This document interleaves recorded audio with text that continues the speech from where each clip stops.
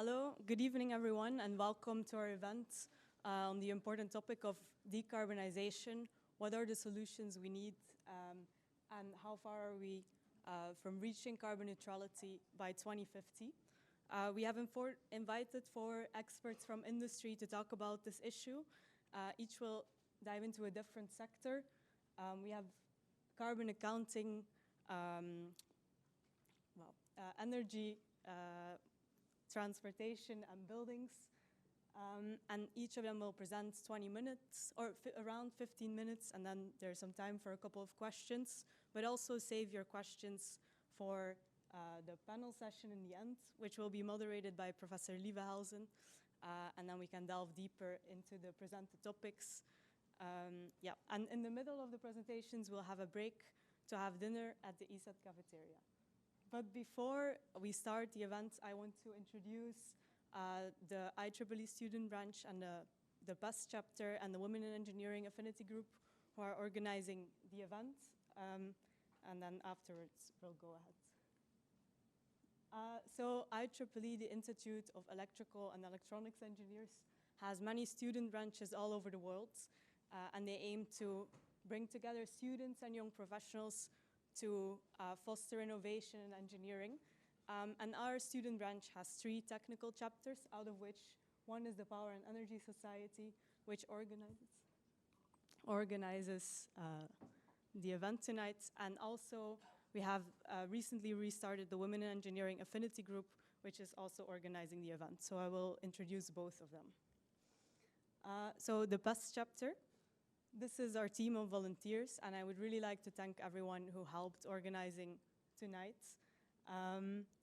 IEEE has this mission formulated to foster technological innovation and excellence for the benefit of humanity. And we want to bring this mission here, and our vision is to create a community of students and young professionals who are passionate about the challenges and opportunities in the global energy sector. And our objectives are specifically to bridge the gap between industry and academia, to bring together young professionals and to train them, and to support women in engineering as well, and a bit broader, to tackle the challenges in the energy sector heads-on. These are some of our past events we organized last year. We have done industry workshops with our students, technical workshops and PhD talks. We were on Science Day and reached out to younger generations. Then we did the company visit in Co, which I really thought was really interesting. These are the pictures above. And then we also do these symposia like the one today. And this is a picture from last year we did an event on the energy crisis. And here are our upcoming events. So we're having 2 times a distinguished lecturer program, once here in ESAT and once at Energyville.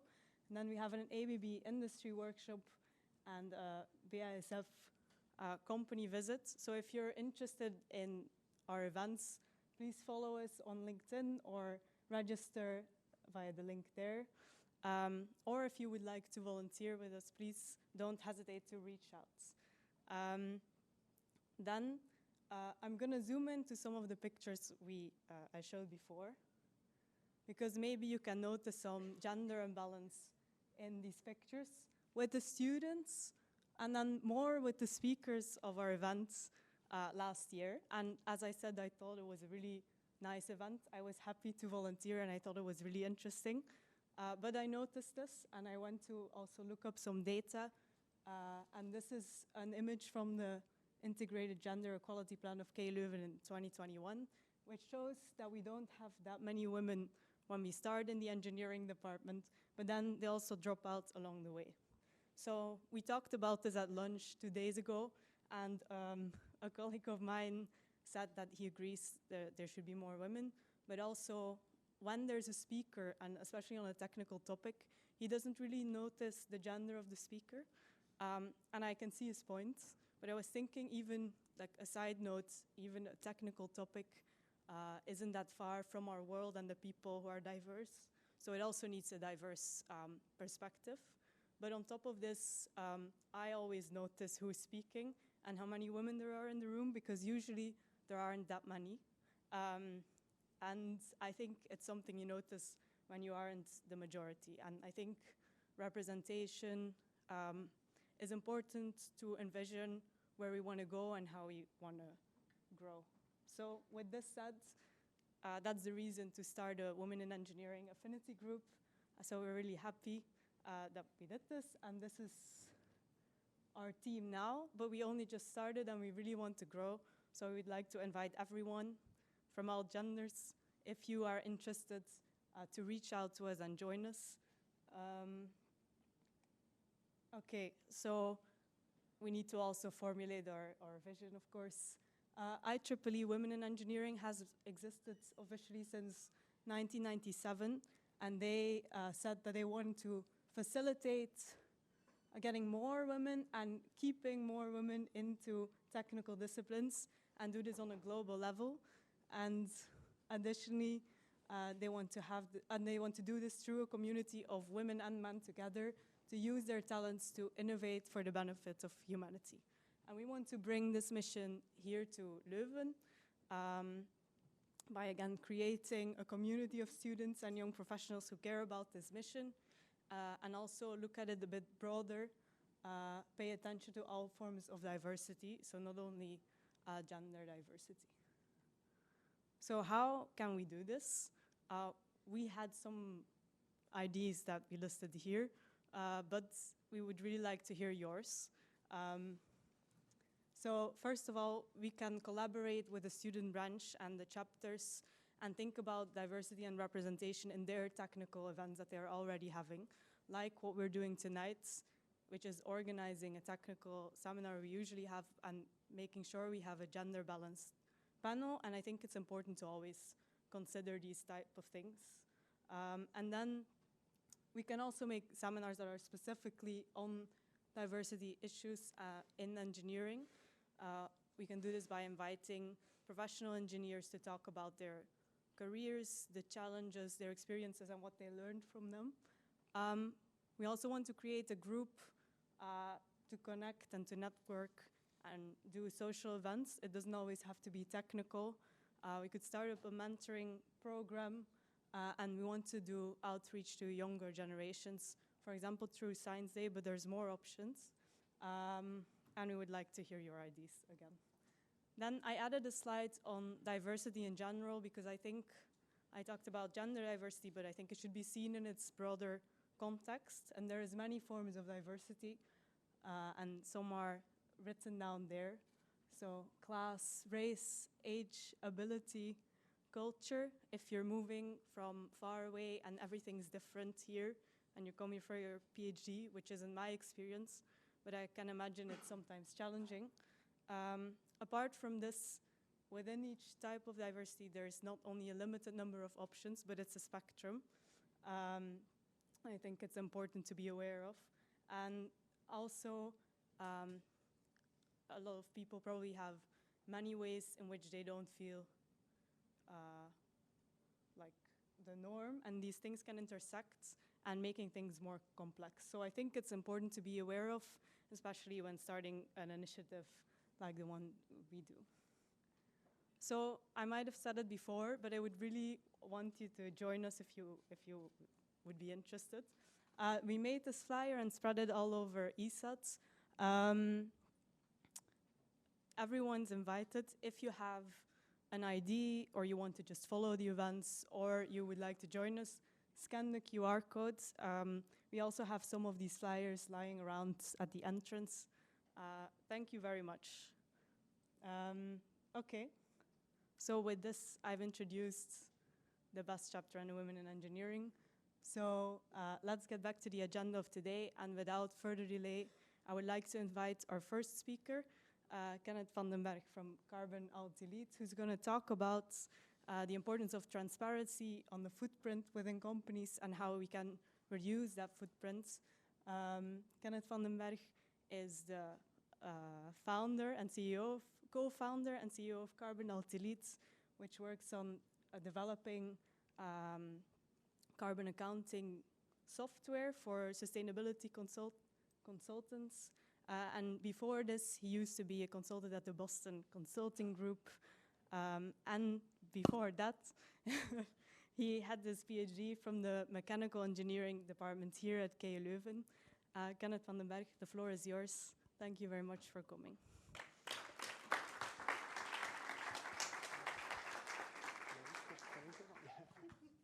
Hello, good evening, everyone. Thanks a lot for the invitation. Thanks a lot for the introduction. Also, thanks a lot for your introduction and putting the stress on diversity. Although it seems like I'm very old because you kept saying before that. Maybe one side comment, I can't leave it on diversity. So I'm 34. I'm in the age that myself, my friends, everyone around me starts to get kids. And I think that's where still today there's a big, that's where the gap also that you saw in the figures between careers for men and careers for women start to divert, because basically between 30 and 35, a lot of women are still on the parking lot, if I can call it, from a career perspective, having 2 kids, a couple of months at home, while men keep pushing forward. So I'm a big believer that the most important measure to take in companies is also to put men mandatory at home when they have kids. That's a side note that I would like to make. So if you have at one point want to lobby for that and want to have support, please give me a call. Very quickly, what do we do at Carbon+Alt+Delete? Just that you have a bit of context. We are a software provider. We help companies measure, and reduce their carbon footprint. So you could look at us as a financial accounting software. The only difference is that we don't calculate the annual statements in euros, but in tons CO2. That also means that what I will do today is give more of a helicopter view. I will not zoom in particular on one specific industry, because we work across industries. There are more than 3 speakers later that will zoom in. What will I do? I will try to do 2 things. One, give you a helicopter view on where we are with the state of the climate, so to speak. Where are we in terms of emissions, temperature increase, carbon budget? Second point, where are we, or what are possible transition scenarios to go from where we are today towards climate neutrality, technologically, politically, and economically, all right? And I think hopefully I will manage to do that in around 15 minutes, but I've seen papers here, so please give me a heads up when time is running out. Where are we today in terms of global warming? Today we are at 1.15, 1.15 degrees Celsius global warming, of temperature increase, compared to, you see it here on the slide, late 19th century. That's always kind of the period that they take as the starting point, basically before we started burning initially coal on a massive scale at the beginning of the Industrial Revolution. You should compare this number with, and I'm sure you're all aware of that, with well below 2 degrees target, preferably 1.5 degrees target, as stated in the Paris Agreement. What happens if we go beyond this 1.5, and in particular if we go beyond this 2 degrees global warming? I'm not a climate scientist myself, so I'm taking the knowledge from other people. But then we get into a world that is structurally warmer.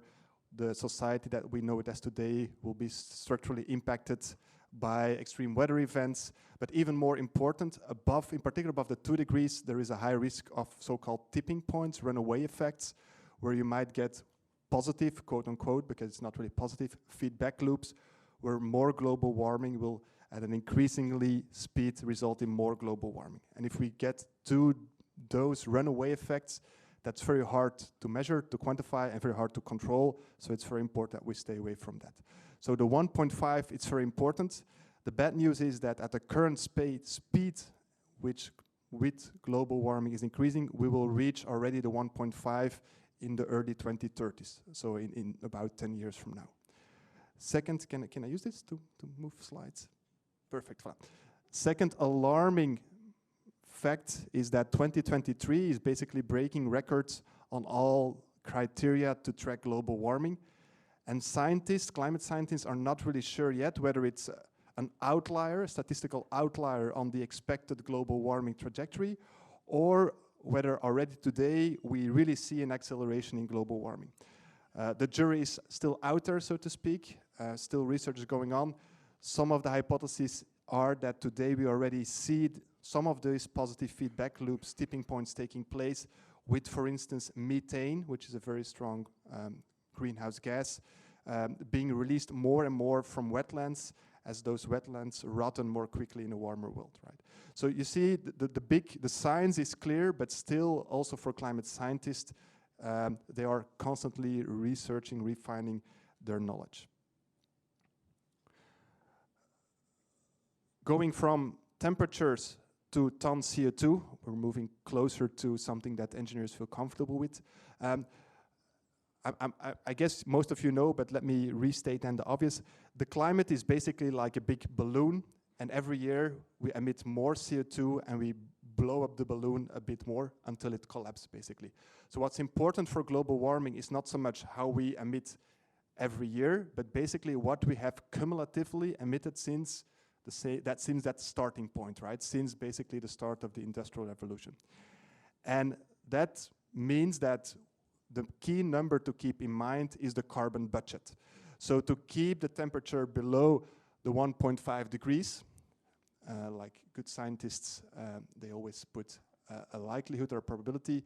We have a carbon budget of around 2,900 ton CO2, gigaton CO2 equivalent. Personally, I don't like to look at those numbers. Let's focus on the 1.5 because that's really what we should aim for.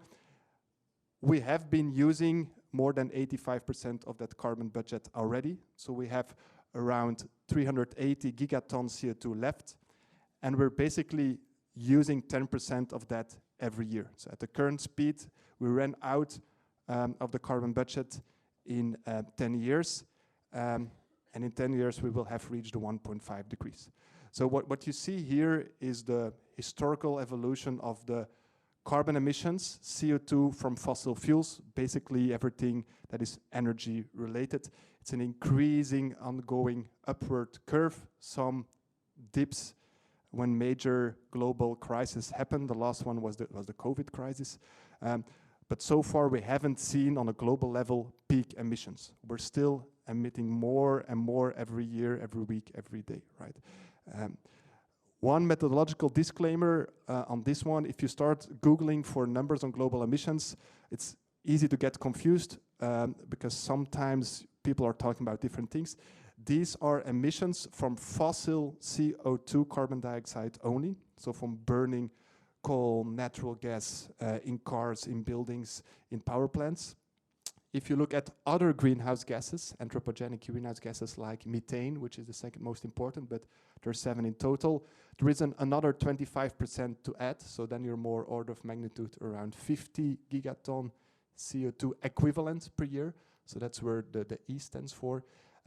If you then also include what they call non-fossil CO2 or CO2 related to land use change, typical example, destroying forests so that those trees cannot absorb carbon dioxide from the atmosphere, so relatively then there is more CO2 in the atmosphere. If you add that effect, there is another 2 to 6 gigaton CO2, right? So if you start looking for numbers, always keep this order of magnitude. Is it around 35, 40? Is it around 50 or is it more around 50, 50, right? And probably you're talking about different things. Very quickly, if we zoom in, where does it come from in terms of locations and in terms of industry? Where does it come from? China is by far the main region or country in terms of emissions. 1/3 of that, European Union, but also if you include the UK, it's around 7 to 8%.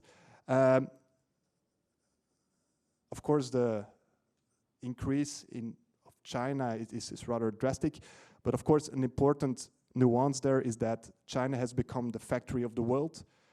Also, we in Europe, but in Western countries, we have shipped a lot of our factories and production towards China to then import it back.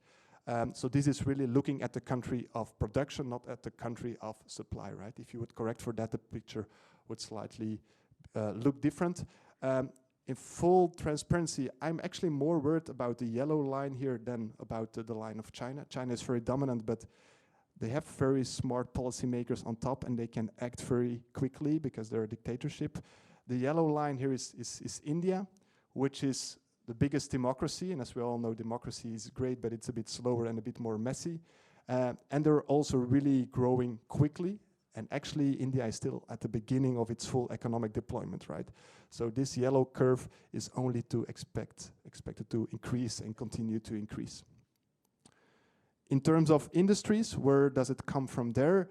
Power industry is very important, and it will actually only become more important because we all know that we need to electrify more and more. And then the good thing is that greening the electricity sector is quote unquote rather easy. Other industrial combustion, 25%. Think about high temperature processes in industry where you really need to burn fossil fuel to get to high temperatures. 20% of transport, 10% of buildings, and then the other are 10%. Agriculture is part of that. Chemical emissions from the cement industry is in there as well. So that's where we are today. It's not a very positive picture. How do we get from here to the 1.5 degrees, or translate in terms of CO2 emissions, net zero by 2050? To say it with a quote, we basically need the impact of COVID-19, but then every year. COVID-19, if you've seen on 2 slides before, reduced in 2020 global carbon emissions with about 5 percentage points. And that's exactly what we need from now until 2050 every year, 5% reduction per year. If we do that, it means that back of the envelope, we halve it every decade. So we go from around 40 to 20 gigatons CO2 by 2030. We halve it again to around 10 gigatons CO2 by 2040, and we halve it again to around 5 gigatons by 2050. And those remaining 5 gigatons of CO2 emissions are, if you look at the most common scenarios, are expected to still being emitted, but then being absorbed by carbon capture technology, right? And that's, you don't need to look too much into the future, but that's basically what you see here. There are very much believers, and I'm definitely, maybe not a very big one, but I'm definitely also a believer that we will structurally need carbon capture and storage to cover the remaining emissions, but also hopefully, no, not hopefully, probably to correct for the historical overshoot, right? And that's a bit a difficult debate because you are, if you say you're a believer of carbon capture, you don't want to give people a free pass to keep on emitting, right? We still need to reduce as quickly as possible, but it's not unrealistically that we will need this technology to structurally remove, even after 2050, carbon from the atmosphere. 5 more minutes, that's perfect, because I'm getting to the final 3 slides. So the ambition or the challenge ahead is huge, right? To make it happen, we need 3 things. We need good policy, we need good technology, and we need an economic system to support it and make it work. Policy, it's an audience of engineers, but still are going to be rather friendly for policymakers, although the title, if you look at policy, it's still too little, too late. So if you look at this figure, you see that the business as usual is just an increasing growth in emissions. In the Climate Accord of Paris, what people or countries really committed, what they've put on paper, like, hey, this is what we will do, was basically flattening the curve. 5 years later, so in 2021, in the Glasgow Conference of Parties, countries disclosed their new plans, like, hey, these are our most recent climate action plans. Every country, every region did so. We're still far from the net zero by 2050, but if you extrapolate the trend, it's very clear that countries are becoming more ambitious in really becoming net zero climate neutral by 2050. So I think that's the good news. There is clearly a mind shift of policymakers to really take it seriously, draft plans, commit to targets, but still, in particular, if you look at the short term, it's too little and definitely too late, right? And I've been talking about the carbon budget. So what's important for the climate is not so much the endpoint, but it's really the trajectory towards the endpoint, because the budget is basically the area below the curve here, right? So everything that we do now too late, we will need to compensate for later. On the technological side, and here I will be very, very brief because there will be more deep dives later on. I quoted a study from my former employer. I haven't been working on this particular study, but if you really look at technology that is today already available at a large scale, so technologically ready, but also economically affordable, there is a business case.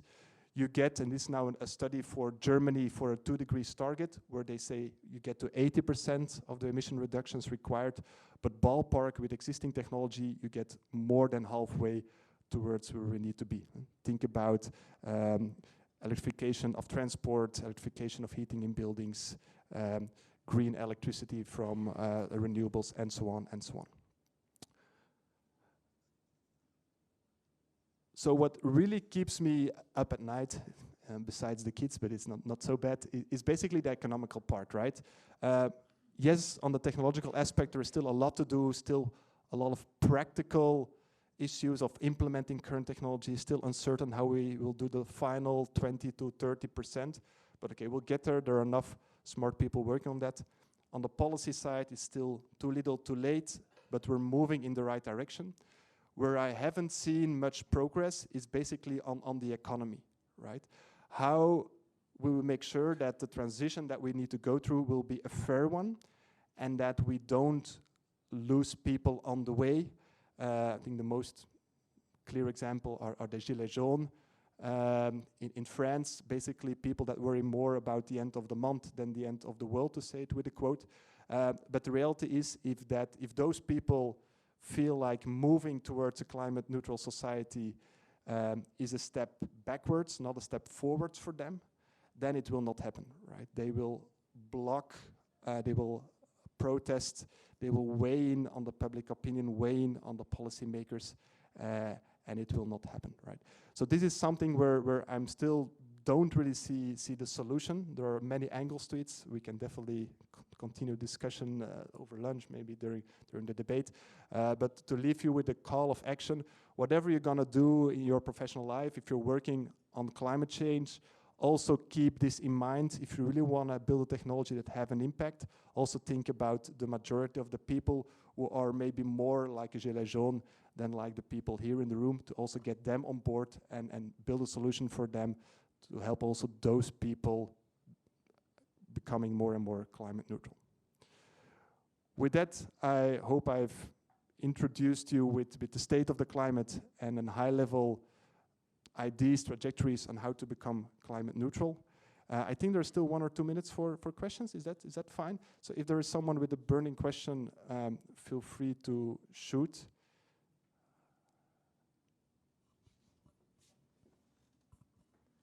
Yeah, so I'm Jolien Spiegel. I'm a researcher here at KU Leuven.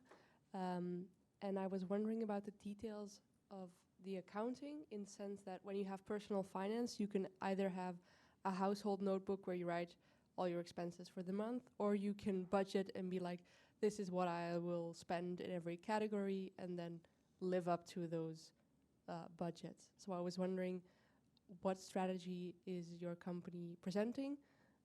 And are there maybe, are there plans in the future to move to the budgeting side, where a company can be like, these are our functions or operations, and this is the budget we'd like to have? Thanks a lot for very relevant questions. So today we're definitely on the first part, right? And with me, I mean, we as Carbon+Alt+Delete, we help companies manage or calculate what they have expensed, so what they've emitted. But with we, I also mean in general companies and policy around it. So there is policy in the pipeline at the European level, the Corporate Sustainability Reporting Directive, which maybe rings a bell, but they will make it mandatory for companies to report what they have emitted. And the idea behind that is not so much to put targets on companies, but make it mandatory for them to be transparent and then the stakeholders around it, clients, investors, potential employees, NGOs, will take that data, interpret it, analyze it, and then change their behavior on that. In terms of budgeting, the only thing that we see there happening are what they call science-based targets.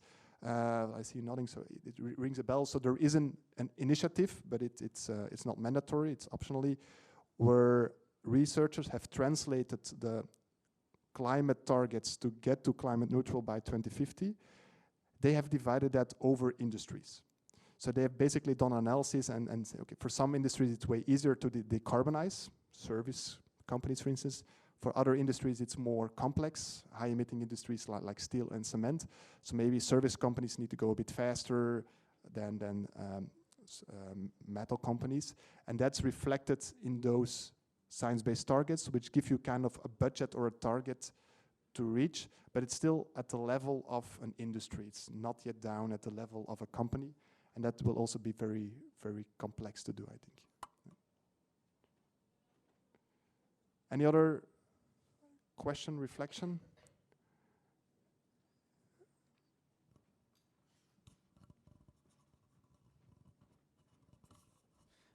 So just because you mentioned about self-reporting emissions, are the numbers that you showed us before self-reported, or is there a way to measure how much each country is emitting? Again, very good question, and data is king. So what we do in terms of Carbon+Alt+Delete is self-reported. It's a bit like financial accounting, right? Companies report it themselves, and then it can be audited by a third party, the typical Big Four type of companies, Deloitte, PwC, and so on. What you see here, these data, this is really, it's not self-reported, it's really, and to be honest, I'm not exactly sure how the process works, but these are really numbers that are collected, research agreed upon, up on the highest political level, IPCC level. And that's also, for instance, why there's always still a bit of a delay in the numbers, right? So this is still a rather recent number, but the 2020 data is even not yet final, right? So there's a big delay in emitting and having really the data final, which is also for policymakers sometimes an issue, because then people with a double agenda can start to cast doubt on the numbers because they're not maybe 100% accurate and so on, right? But this is not just self-reported by companies and then added upon. There is more behind it.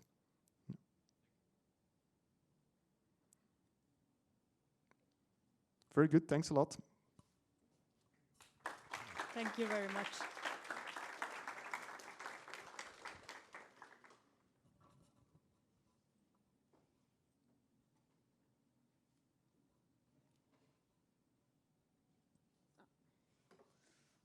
Okay, thank you very much for your presentation. The next speaker is Dr. Li Yang from Elia, and she's gonna present on harvesting the power of the sea, offshore wind's epic journey towards green energy revolution. Dr. Li Yang obtained her PhD from the University of Manchester in 2012 and has 15 years of experience in pan-European large infrastructure projects, such as cross-border interconnector, large-scale offshore wind energy integration via HVDC, protection and control of power systems, and digitalization of power systems. And she currently works as an expert HVDC in the Engineering Standards and Expertise Department in the Belgian-German Elia group. Dr. Li Yang, the floor is yours.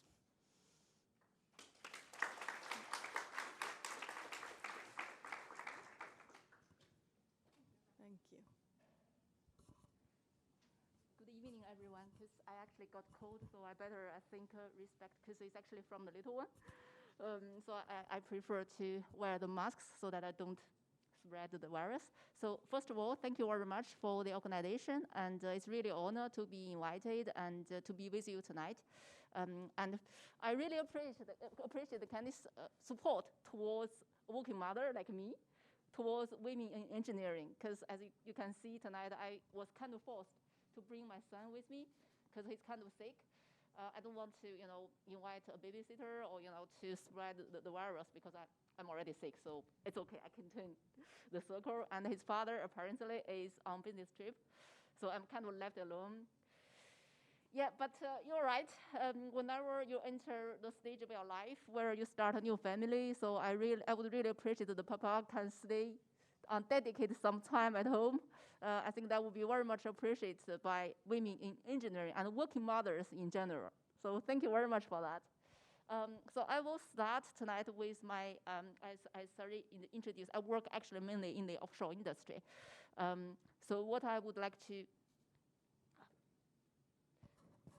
that's the point, right? Yeah. Okay. Let's have a little look on harvesting the power of the sea, especially in Europe. I really think Europe is kind of taking the lead.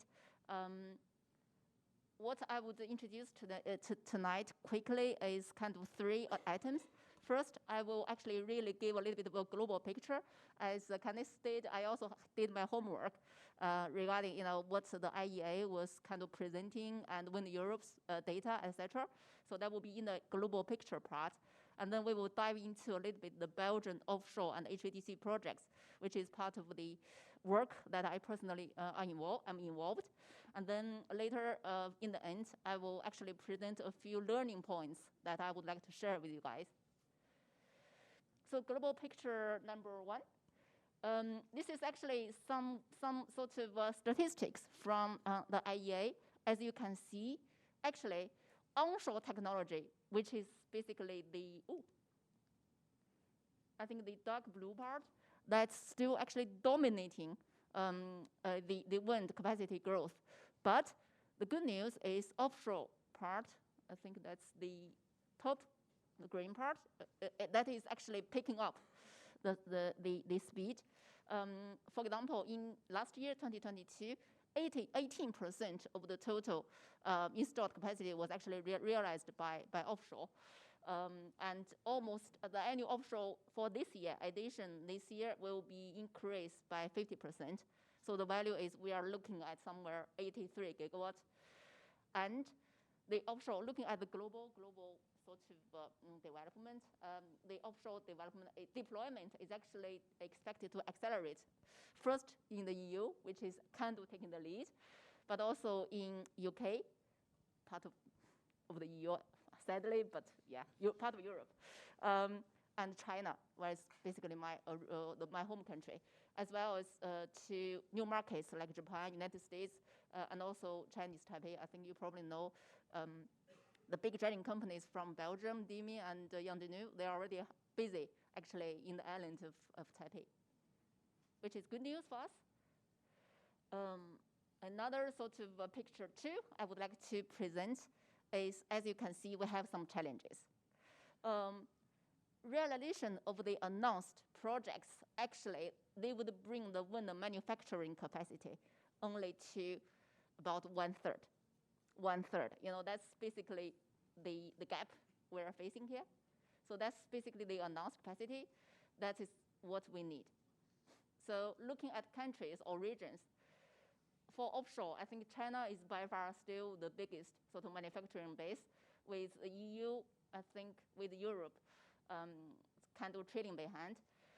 But again, we have a big sort of supply, sort of manufacturing challenge there, and a rapid increase in coordination efforts from both the government and also the private stakeholders is really needed to accelerate the wind power deployment and manufacturing.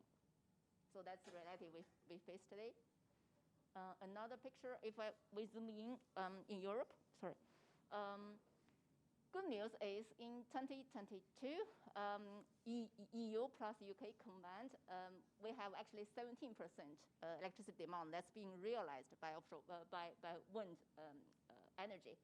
And if we look at the countries, Denmark actually has the highest wind energy shares, which is probably not a surprise to all of you. And I think on the 16th of February, we had a record last year in the wind production. And in Europe, in total, I think we achieved around about 30 plus, I think 30 plus maybe, but 30 gigawatts in total offshore wind capacity. Again, another picture, if looking at the total wind power installed capacity by country in 2022. So Germany, by far, is really taking the lead. And Spain and UK, actually, they are also in the top 3. But that's the combined wind installation. And if we only look at, because I work actually in the offshore, if we zoom in on the offshore, which is the second column, you can see UK, although it's part of Europe, but outside of the EU, they actually is the number 1 in terms of the offshore installed capacity, and Germany is in the second place. And then you have the Netherlands, Denmark, and Belgium. Actually, Belgium, as a small country, we are not doing too bad. So I'm going to take Belgium as an example to introduce the overview of the offshore or /HVDC projects that is under development. I think some of you may have seen this picture before. The idea is to actually install an artificial energy island in the North Sea to integrate 3.5 gigawatt offshore wind into the Belgian system. We call it Mach 2 Island. And there will be like, I think 2 times 2.1 gigawatts in total. That will be integrated via AC. And we also have the DC part. In total, it's actually 1.4 gigawatts, but our converters will be rated at 2 gigawatts. The idea is for this energy island, we will actually use it as a kind of energy hub. So first, to integrate the 3.5 gigawatt of wind, of course, and then at a later stage, we will use it to extend connections, a second interconnector towards the UK, we call it a Nautilus, and another connection to Denmark, which we call it a Tretonlink. So if we put them in a geographical sort of context, so you will see here, that's actually what we call MOG1, Modular Offshore Grid 1. That's already like 2.3 gigawatts installed capacity, but we're HVAC, because it's not that far from shore. And then what we are developing at this moment, we call it the Princess Elizabeth Zone. So that's where the 3.5 gigawatt wind will be located here. And then you will see here this kind of little orange line. That's actually the first interconnector, submarine interconnector or cross-border interconnector in the UK, in Belgium, where I personally also worked on Nemolink. So this is, again, as I said, the energy island is really an important step towards a European offshore electricity grid. But bearing in mind there's a big but, to integrate such a big amount of offshore energy capacity, we also need to reinforce our onshore grid. So that's why realization of Ventilus, and we call it, that's basically 2 onshore HVAC grid reinforcement to be able to integrate such a big amount of wind power. And Bergh anode is an absolute precondition. You might have heard, if you check on the news, they are quite often, popping up in people's life. So a little bit more, zooming in into the energy island. I will quickly see. You see here these orange boxes. We call them AC and DC modules. So AC modules, or they're all AC modules actually. This box is the DC converter station, and then this is actually the DC switch yard, or DC for future DC interconnectors. There is a little small harbor here, and we also have a accommodation building or utility building where our future operators or maintenance crew will be able to use that. I have a better view actually. This is really a 3D model. I don't know some of you have ever seen this. So let's quickly break it down. The island itself will be built, the kind of parameter will be 23. We call something called caisson or caisson. That's number 1. It's really like a concrete block that will be built, I think, in the harbor of Vlissingen in the Netherlands. So we will have 23 of these. And I believe their size is it's really huge. One block is around about 60 meter by 30 or by 18 high. So it's really, really huge. It's like a building, basically. And we will have 23 of these. So here we have a big wave wall outside. And then this is actually an overtop. We call it overtopping, which means if there are like big storms, the water can come in, and then this will be like a flooding zone. The water can come in, but we will be able to evacuate the water. And then number 4 is the secondary wave wall. So number 2 is actually the primary wall, which is higher, and then we have the overtopping. Then you have a secondary wave wall here. Let's see. Yeah, number 5 is actually a key area where we will be able to have really large vessels docking there during construction.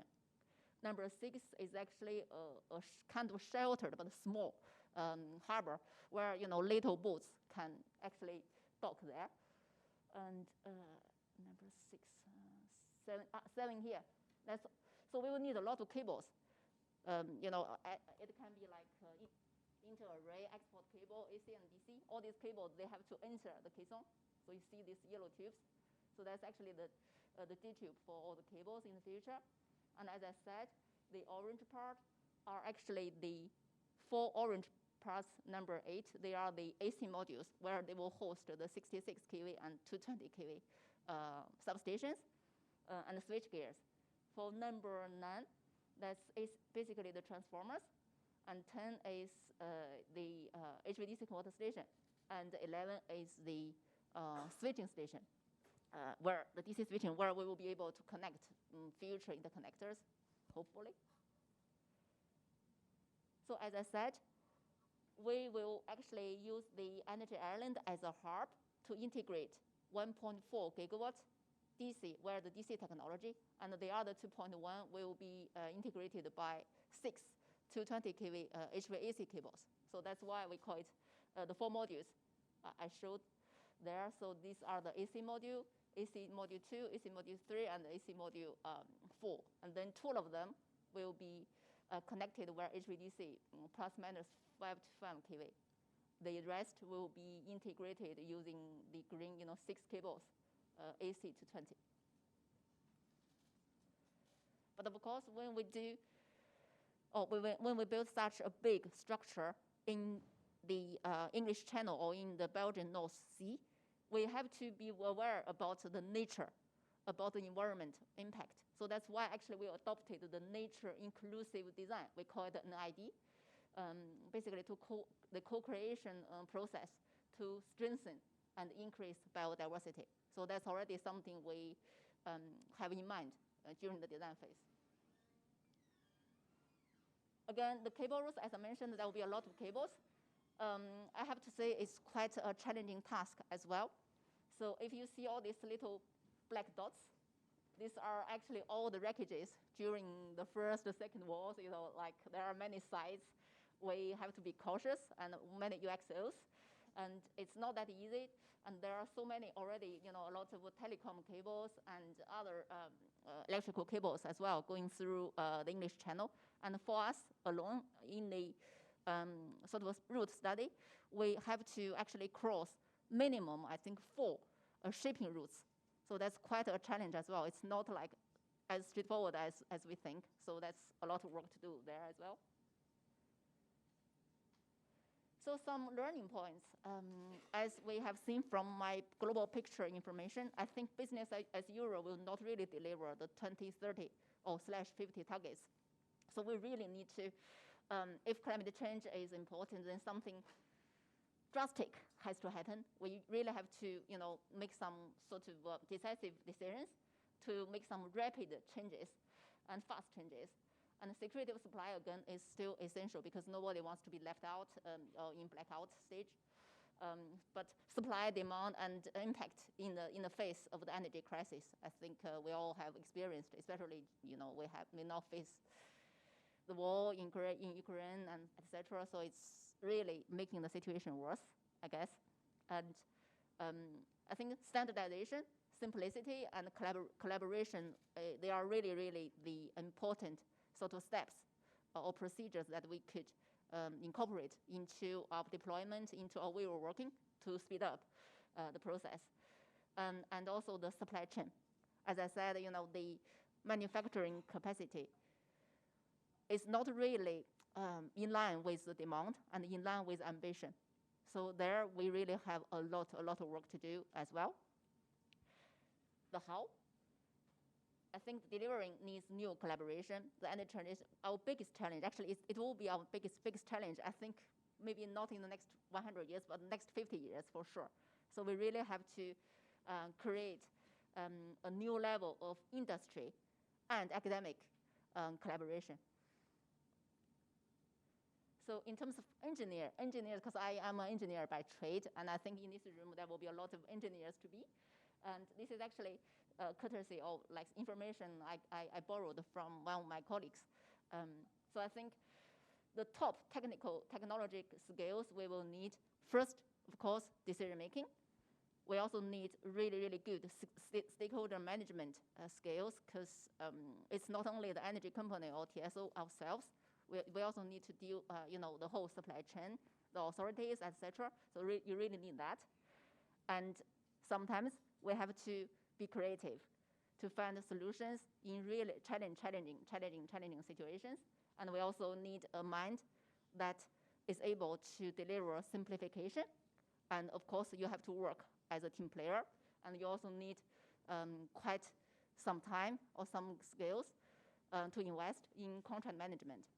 Because it's not only electrical engineers, as I said here. It's really the multidisciplinary sort of resources or skill sets that we have to develop. So it's not only electrical engineers, civil engineers will be an important part of the puzzle.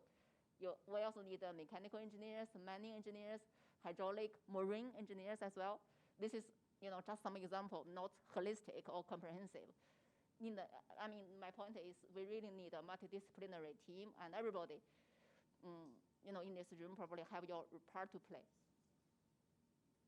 I think on that note, I will end my presentation. I hope I'm not overstretching my time slot. Yeah, thank you. Thanks, sorry.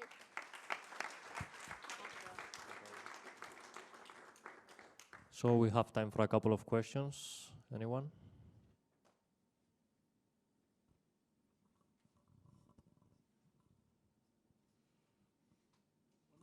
What are exactly the timelines now for the island? Normally, if everything goes correctly, construction will start next year. So the island will be ready by 2026. So that's basically the timeline we have in mind. So that's something we are aiming for. But the project we are looking to commission, all these kind of electrical parts by 2030. That can give you all the licenses. If everybody's hungry, I think. Yeah, okay.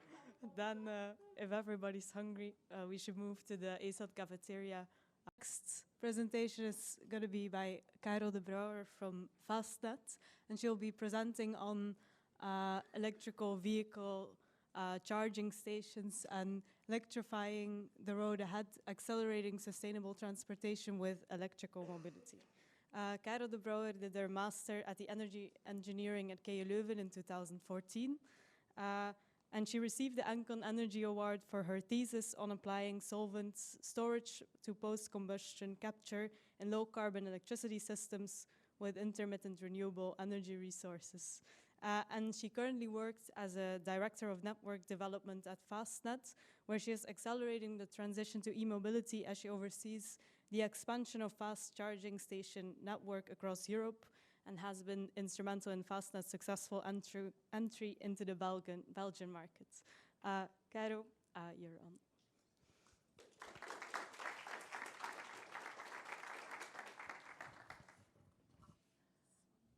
Thank you for this nice introduction, and for whoever thought that my thesis title was too long, I think it's for everyone a bit like that.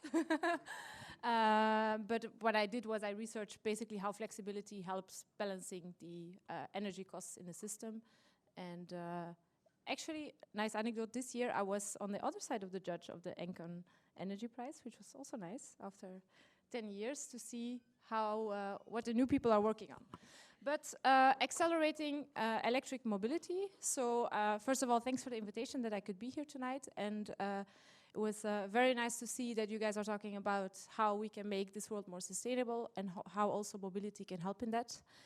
And the reason why I think I can probably tell you something interesting today is because accelerating the transition to electric mobility is, yeah, basically my job. So it's also literally our job as a company that we want to make charging absolutely hassle-free for the electric car to really take off into our world and have more cars on the road.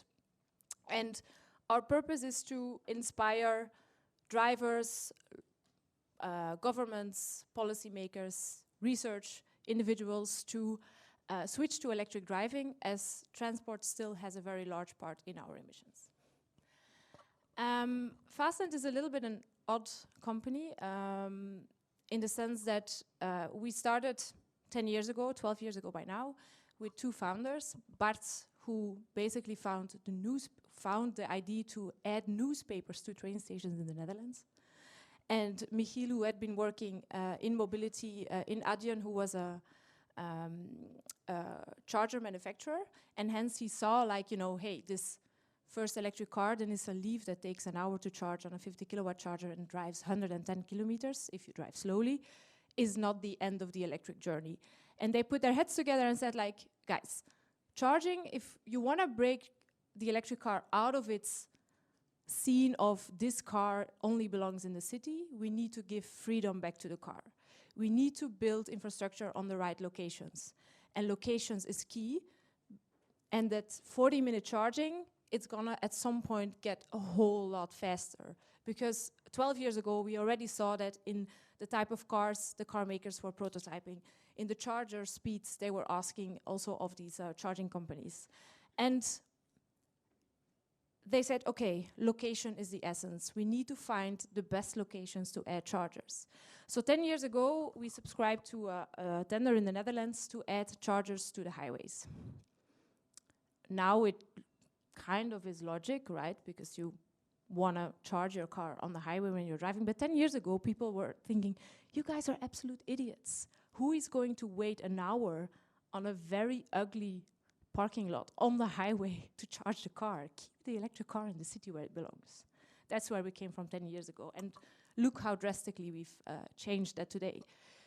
These cars that, like, you know, the superstar of the electric cars, high-end, no one can afford them, a couple of people can afford them, but these cars were already being prototyped 10, 12 years ago, and they are charging on 800-volt platforms, so basically they charge 200, 250 kilometers in under 10 minutes. That is the goal. That is the goal of, like, you know, charging hassle-free, doesn't take a lot of time. The car brings you as easily from Brussels to Bordeaux as with a petrol car.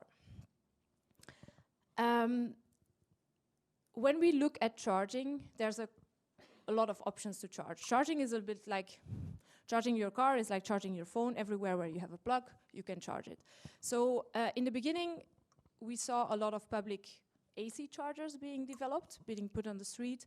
The first cars were obviously relatively expensive cars and were bought by people who had private driveways, could charge at home. And people thought, okay, that's cool. The electric car is meant to be charged at home or meant to be charged at a public AC pole. But we see now is that actually the share of public DC charging is significantly increasing. And what I'm going to use my 15 minutes for is to explain you why it actually makes a lot of sense. The EV revolution started with the cars that people bought, like the lucky few, the early adopters. But when we look at mass adoption and scaling of EVs in our streets, there's a whole lot of people that don't have an own driveway. There's people that live in a flat, that live in the city, and you can't just simply start putting chargers everywhere because it's a huge impact on your public domain. It's also very, very costly. You have to break open all the streets. You have to put thousands of kilometers of cables. You have to maintain all of these chargers, and basically only one car can charge at the same time, and it takes about 6 to 10 hours to charge your car fully. So that's not really scalable. And on top of that, I added this one especially for you guys. You know, everyone charging at home is not something that our grid companies really like, because when you're working, you park your car, you don't move it, and during the day, sun is shining, no one is using electricity. And then we all come home at 6 o'clock. We start making some nice spaghetti or some nice soup. We put the car in the plug. We start putting the TV on, the radio on. And this duck curve is something that grid companies are like super, super scared of. The fear that we all at the same time start to charge our car. So we thought, like, you know, what is the alternative to this? What is a logical place for charging if we don't all charge for 10 hours at home? So we thought, okay, how can we define the shopping street of charging, the one place where you can serve the most people, where you can put scalable infrastructure and basically have a decent business case, because installing a charger that has one customer a day, yeah, that's just one customer a day. But how can we find a place where we can basically target thousands of customers per day? And, oh, that is odd. I'm gonna pretend I didn't see that. So that is at the roads where a lot of cars are. Because when do you need to charge your car? You need to charge your car when you have driven it and when you intend to drive some more. Kind of a definition of a street, and what we say is, like, what we see is that highways, arterial roads, major traffic corridors, they act like a collector of nearby traffic. So you have the highest chance of serving the most people that still intend to drive kilometers at these type of roads. And in order to prove that that makes sense, other than just saying to you, I'm going to run through it with you. So I have two scenarios. One is I go to a destination and I define the destination as supermarkets, because I need to buy toilet paper. So the reason that I decide to go to the supermarket is determined by the fact that I am out of toilet paper, and that's kind of annoying. So I go to the supermarket, and whatever state of charge that my battery has kind of can be anything, because my battery is not linked to the fact that I'm out of toilet paper. However, I drive an electric car, see an empty spot right in front of the door. Why would I not take it? On the other hand, my partner is German. My family lives in Germany. And they host a party, which I obviously cannot refuse. So I start get in my car, start driving 600 kilometers down to Germany. And at some point, halfway through, I need to charge. When will I charge? Not just when I left, right? Because that would be stupid, because my battery is still full. I'll also not charge when I arrive, because I can't get there in one charge. So I stop halfway through. And the amount of time that I decide to stay there is exactly determined by the amount of time I need to charge my car enough to get to my destination. And as I said in the beginning, I don't want to stay an hour at a parking lot nearby the highway, because it's not so much fun. So I'll stay just long enough to buy a coffee and a croissant and maybe go to the toilet. And how does that look like if we look at the numbers? So imagine I would stay exactly 20 minutes in the supermarket, because I can't find the toilet paper and the queue is long. And I stay exactly 20 minutes on the highway because I want a coffee and I go to the toilet. In that same 20 minutes, when I went to the supermarket, my car happened to be at 70%, which is not empty, it's also not full. Something, yeah, in that 20 minutes I charge 15 kilowatt hours. In the same 20 minutes, when I'm on the highway and I arrive empty, I charge 38 kilowatt hours. That's more than 2 times in the same unit of time. The same occupation of this infrastructure, I have served the car more than double the amount of energy. So efficient utilization of infrastructure and investment, I think the second case is probably a little bit better. And that's basically what we scale up throughout all of our network, is that our value we add to people driving electric is significantly more if you put your stations on the right locations, which is the locations where they are arriving rather empty instead of rather full, and they stay rather short instead of rather long. And in case you didn't believe me just yet, these are the amount of kilowatt hours we delivered in the Netherlands compared to our share of fast charging points.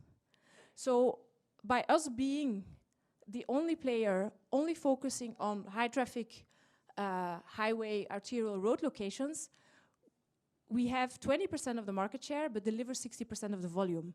So that 2.5 to 3 multiplication element just keeps coming back by choosing to build infrastructure on the right locations. This is a map of Europe. The reason why I added this one is because after telling this story, I've been telling this story for 5 years in Belgium, and Michiel, our founder, has been telling this story for 10 years in Belgium. Only now we see that, hey, this has landed. Europe has published a regulation called AFIR, Alternative Fuels Infrastructure Regulation, that is an obligation for all of the European countries to equip their core network, so basically the highways, with fast charging at least every 60 kilometers. So they only say to these countries, you have to put charging infrastructure on your major roads. Whatever you do next to your roads, fine, but at least put them on the major roads, because that's where people need them the most, and you give freedom back to the electric car, and just don't say, hey, this is a car meant to drive 100 kilometers around your house. No, this is a car that I drove from Amsterdam to Bilbao to do a negotiation. I mean, you'd be crazy enough to do it with a petrol car, but I did it with an electric car. Another advantage of building fast charging hubs along major highways and major corridors is that quite often these are also energy corridors. So these are around the cities, along the big roads, are also the places where grid companies put their cables, because the roads are owned by the government, by the state, and so they can put the cables under the ground, because no one is going to put a high power cable under your house, except for maybe when you want to connect the wind farms in Belgium. So we see a pretty big synergy here. And also, you know, I don't know if you guys heard about that, but in Brussels a couple years back, there was this huge charging stress issue with the fact that they only had 240 volts cables throughout Brussels, and no one can connect a charger to that. And the Brussels government was a bit scared with the idea of opening up every street in Brussels to put 400 volt network. So on the edges of the cities, you have also the how to say, the loose, I don't know how to say that in English, the loop, the electric loop. You guys know better. That kind of collects the power, so you can charge all the cars at one point instead of putting cables throughout your entire city. Oh, and look, and here we have the duck curve again. The reason why I put this guy again is because I invented a new curve. That's the dyno curve. While at home, everyone charges exactly on the same point when they come home in the evening. When you look at public fast charging infrastructure along roads, people actually charge during the day, because people drive during the day, during the night, they're all at home. So what we see in our network, and this is the amount of sessions we run throughout our entire network, or just Belgium, I think just Belgium, for a day or a week, we see that this actually kind of follows a solar curve, with one big difference is that we do have an evening peak around 5 or 6, but this has a huge advantage to the fact that we consume electricity on the moment when solar power is being generated, and not only in the evening. So from now on, the curve is not a problem anymore, we talk about the dyno curve. Yeah, but I couldn't find a cute photo of a camel. It kind of looks more like a Gauss curve when we look at the entire European network, but this one is the one from Belgium, where we do have an interesting evening peak. So basically, there's a lot of advantages to think of fast charging hubs, and a lot of disadvantages of not doing it. And the reason why this kind of all ties together is because allowing scale and efficiency of infrastructure is the key to accelerating also mass adoption of electric vehicles. I think we've kind of by 2023 established that range anxiety is not such a big thing anymore, given that every newly produced EV drives at least 400 kilometers. But this charge anxiety has become a real thing now, because people are like, yeah, but where would I charge? Because at home, it's super disencouraged because you have huge capacity tariffs, or the grid company says like, hey, you don't have a cable in your street. I'm really sorry, no charger for you. And cities and municipalities just really cannot follow with putting AC chargers everywhere around their streets, because you would basically have to put one charger per 2 vehicles, and then assuming that they all kind of speak to each other and say like, I go when you go away. So this is just really not scalable. So if we want to have a lot of cars on the street, and if we want to make it easy for people to choose an EV over a combustion car, we need to make infrastructure scalable. So you need to have fast charging infrastructure. And I want to end with this, is that we're now at 2023. We are only a fraction away of, we're only at a fraction of the potential of electric mobility. I think in Belgium we are now reaching 3% of our fleet being electric. That's gonna go rather quick because there's a lot of cars in Belgium relatively young, so people renew their cars quite often. In France, for example, we're balancing between 1% and 2%. In the Netherlands, 4%. But when we talk about the future of electric cars, we're talking about a penetration of 30, 40, even 50% of all the cars by 2040. That's times a lot, times 40. So there's going to be a huge amount of cars on the street, and the only way to do that is to combine local hub charging, so charging at your home from your own solar panel, so that we don't have to put massive cables throughout every living area, combined with fast charging. And if you want to then loop that back to how can we use these lessons here in Europe as a kind of, an early adopter to EVs, EV charging through the rest of the world, is because we kind of can tell the rest of the world, don't waste your time too much in putting AC chargers everywhere around your public domain, but just find that balance between home charging and fast charging, and use it on the right spot so you can really efficiently target the build-out of infrastructure. And this is a nice render of what we'll do in Belgium next year. We're going to build the first electric-only resting area along the highway in Ghent-Brugge on 2 sides. So if you drive from Ghent to Antwerp, where we'll have 12 to 16 charging points and a lounge only for EVs. So that's us saying to the world, bye-bye petrol cars, because with EVs, it's at least as easy, at least as nice, and you're served equally well. And that was it. Questions?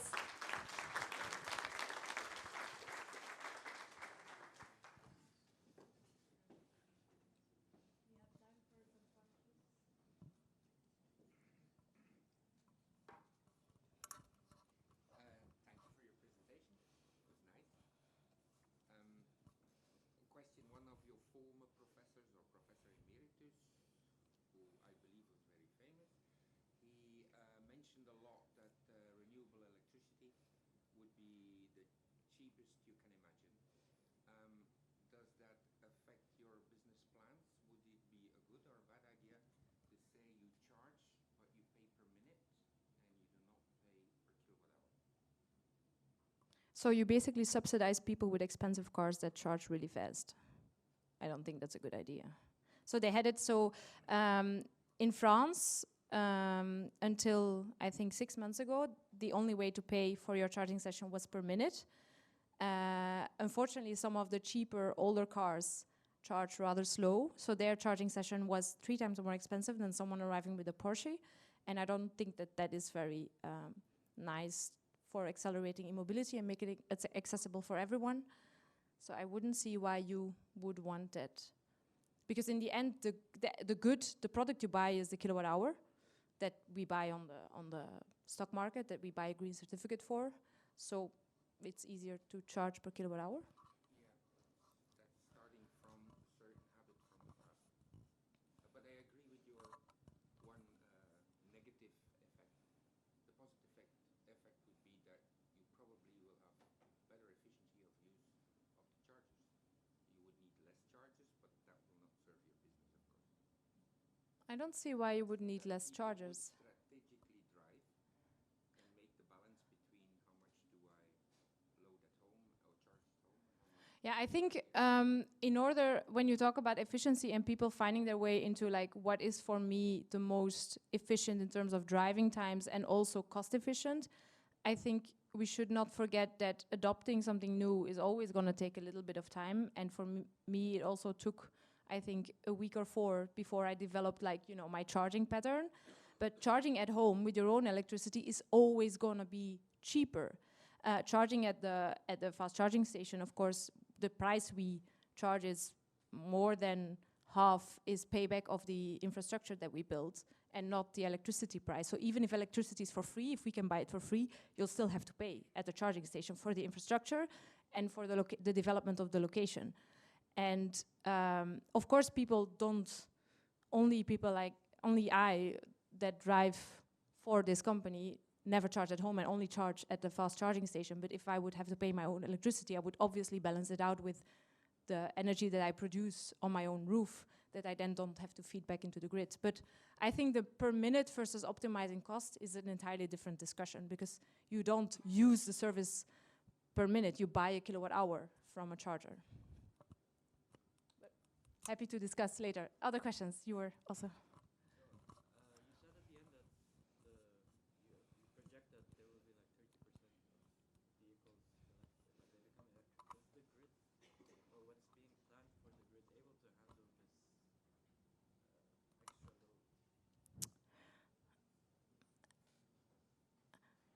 Yes and no. On the short term, no, not really, because I mean, what we learn in e-mobility is the same as what we learned 10 years ago in PV panels, that it suddenly goes awfully fast if you launch a superior product to the market.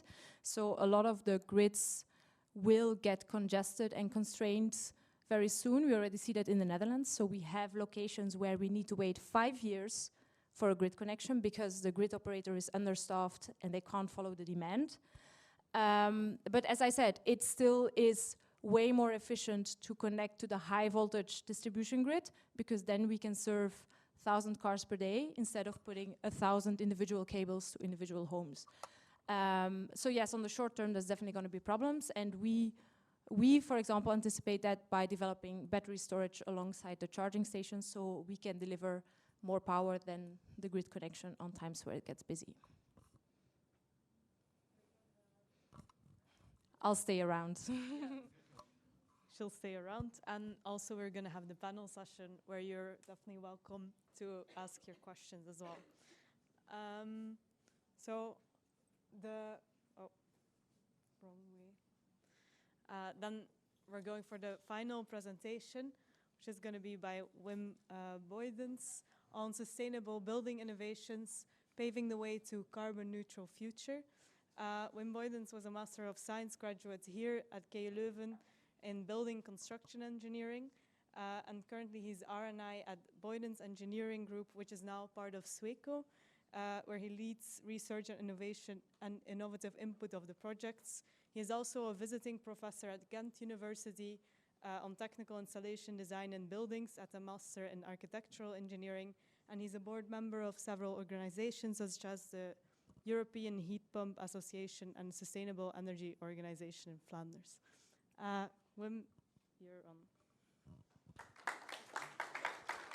Thank you very much.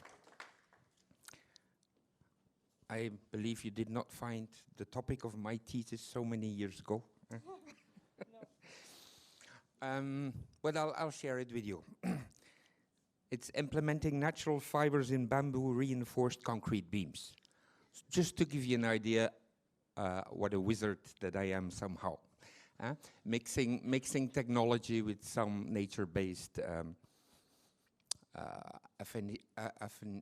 affinities. So I guess I just push and then everything happens. Yeah.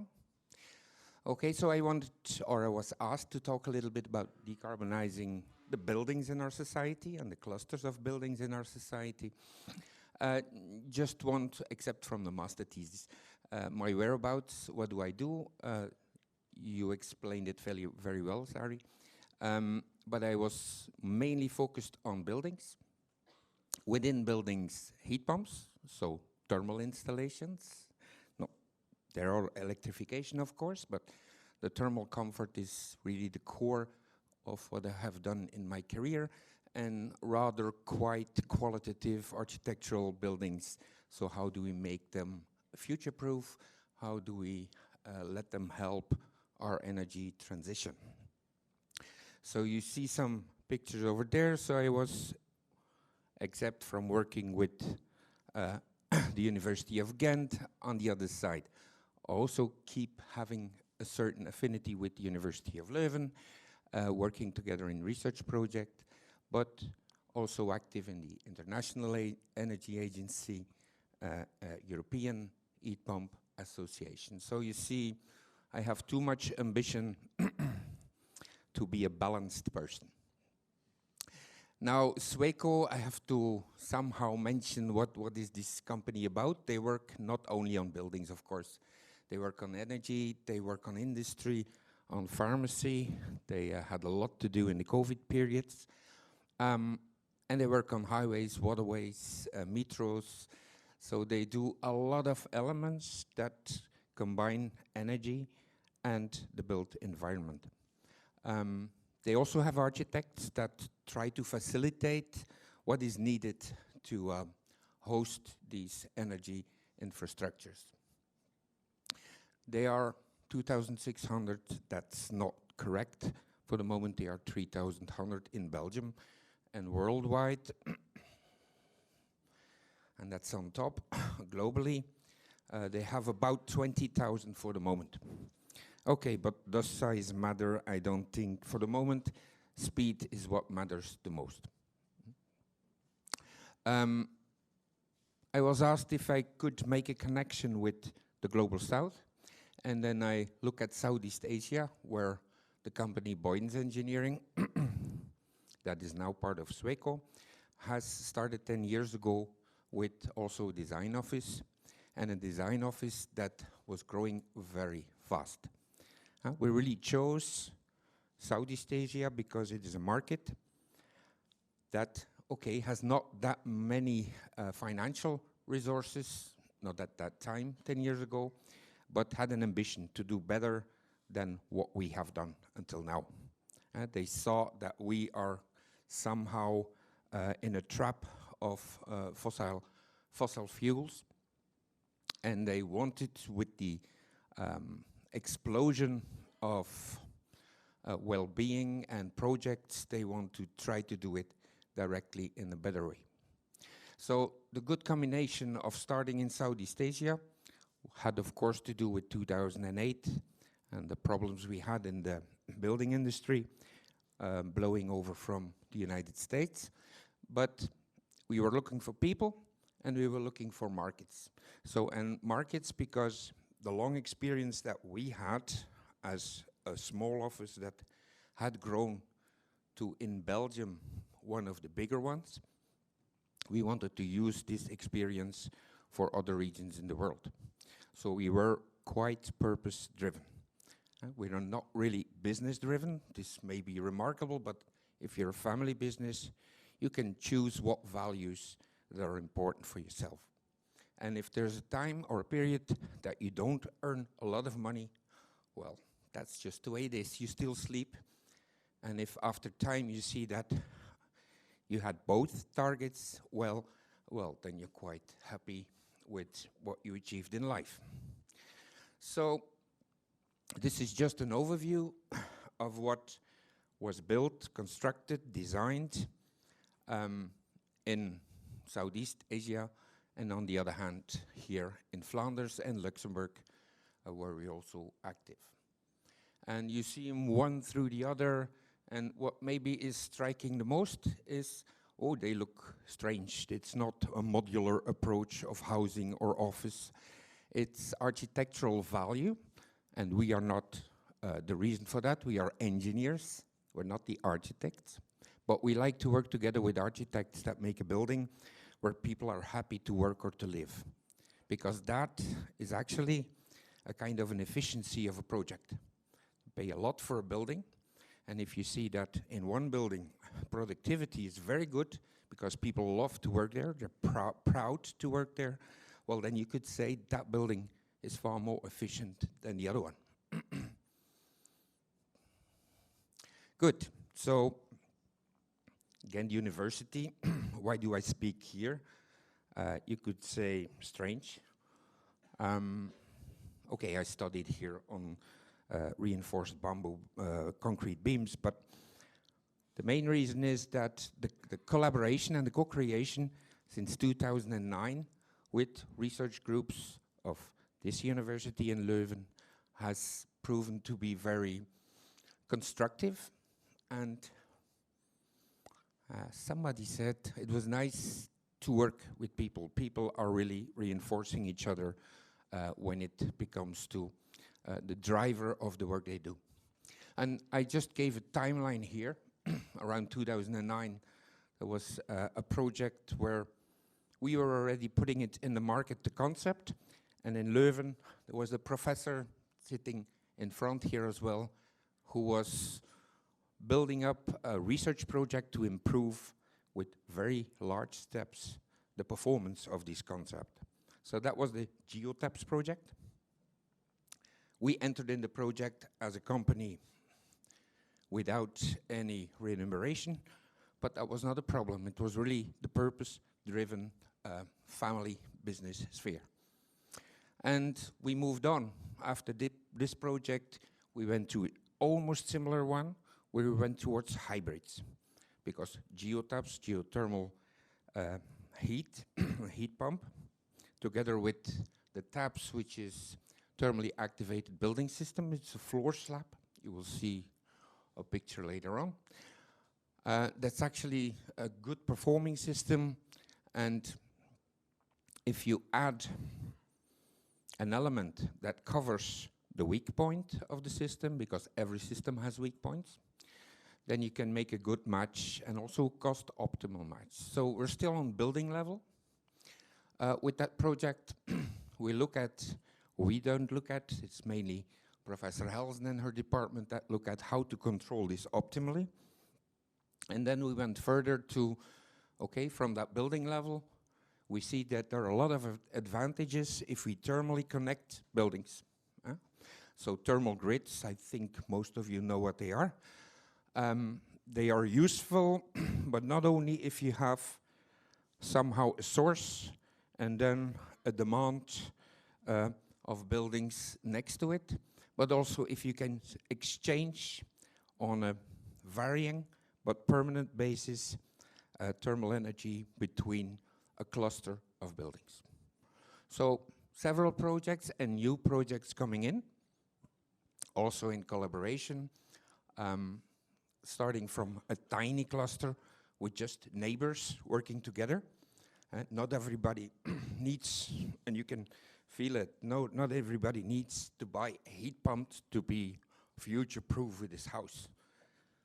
If one of the three neighbors does that, that's already a good step. And if you share the heat amongst each other, then you will have an optimal performance of that heat pump that was bought, of that investment. And if we think further, and we're trying to reach that far, we also look at not only thermal exchange, not only electrical exchange, because that's harder from the legislative point of view, but to look at different energy vectors and look for buildings that, if connected, they show a very good performance compared to an individual approach of those buildings. So that's a little bit a long timeline, but a fruitful timeline. Leaving that apart a little, why did I mention that? Because a lot of elements in there, aspects, are also the core of how we decarbonize buildings. We do it with the control systems, we do it with the design, of course, of the building and the envelope and the technologies we use. But if we look then at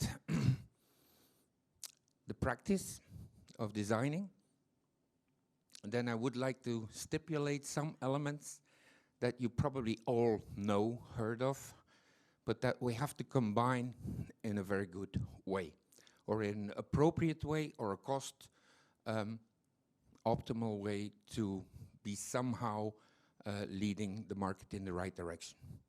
So I would first stipulate a balanced design. You have to balance on multiple levels. The question, for example, is how much do we invest in the envelope, in the demand of the building, and how do we provide what the building needs? So where do we put the money, and what is the optimal? Seems like something logical. If we go further and we say we have ground source heat pump, wow, good efficiency on yearly base or an annual base, good, that's correct. But the air sourced heat pump, is it that bad? Is it that bad in springtime when the outdoor temperatures are about 13, 14 degrees? Then it's maybe better performing than the ground source heat pump. So you feel the hybrid issue is coming up. You have a weak player and a strong player, a player with a high price, a player with a low price, but it's not that simple because at each time of the year, they have a different pricing and a different performance level. So how do you combine these and how do you size them in a most optimal way? Good. Focus on collective systems. They solve a lot of our questions. And secondly, the hybridity, as just mentioned, we have to keep them in the back of our heads. And if we have collective systems for a lot of buildings next to each other, then we have room for hybridity. We have more financial resources, so we can divide our investment in different technologies working together, of course needing an appropriate control. I forgot to mention circularity. Circularity is a hell of a buzzword. It's a logic one. We have to try to everything that we invest to think about, will we be able to upgrade it or reuse it? So we have to take into account resources. And therefore I think it should be on the back of our mind. On the other hand, if we compare solutions, it is another degree of accuracy when we talk about circularity. So one of a lot of the aspects we can quantify very good, and the others are more like qualitatively put into the game. Good, the huge barrier, it's not the last, but the one but last sentence, is the legislation. So I would say we look backwards with the legislation. And everything, our certainty is translated in that legislation. So we should dare to let that loose and to question if it's the correct way to go. I look at 2 projects. I'll have to do it quickly, in 2 minutes, I think.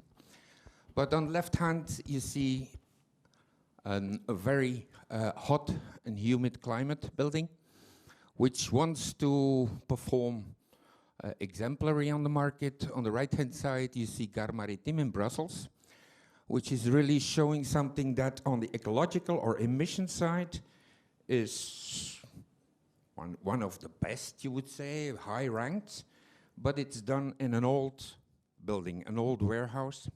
So that means actually that circularity is combined with very high ecological performance. Showing a little bit more, the one, Gare Maritime, how it was built so many years ago. It was really in bad shape, but on the other hand, renovation was chosen because of respect for materials that were in that huge building. And blocks were built in that volume to have offices, retails, and all the ways of supplying thermal energy and electrical energy were looked at technologies that we would still be proud of in the next decades. So here you have a little view on the combination of building inside that hall, also using materials with low embedded carbon, and also thinking, of course, the aspects of light, of safety, to be sure that the project is and stays exemplary. This gives an overview of what we've done in there, so you can see that every step is really considered to be an added value to the overall concept. This is the one in Hanoi. It's different because they want to learn. They want to know what should we do in the future to learn from your lessons. And this is also an education building, trying to show what different systems can be used in a very hot climate, so they don't need a lot of heating. How can we do that within the same philosophy, but with different solutions? The design is the same, really turning around the building, putting everything into question, and also looking at, when I say putting things into question, the comfort itself. So, for example, we would think that we have a high cooling demand. When you look at the resources we have there, we see that the effect of natural ventilation and airspeed is far more important than having a temperature of 23 or 24 degrees. So you see in this building a lot of solutions were combined, and each zone, you would say, has a different hybrid. I'm not going into detail, but one zone has natural ventilation and slab cooling, another one has fan coil units and completely controlled ventilation with heat recovery.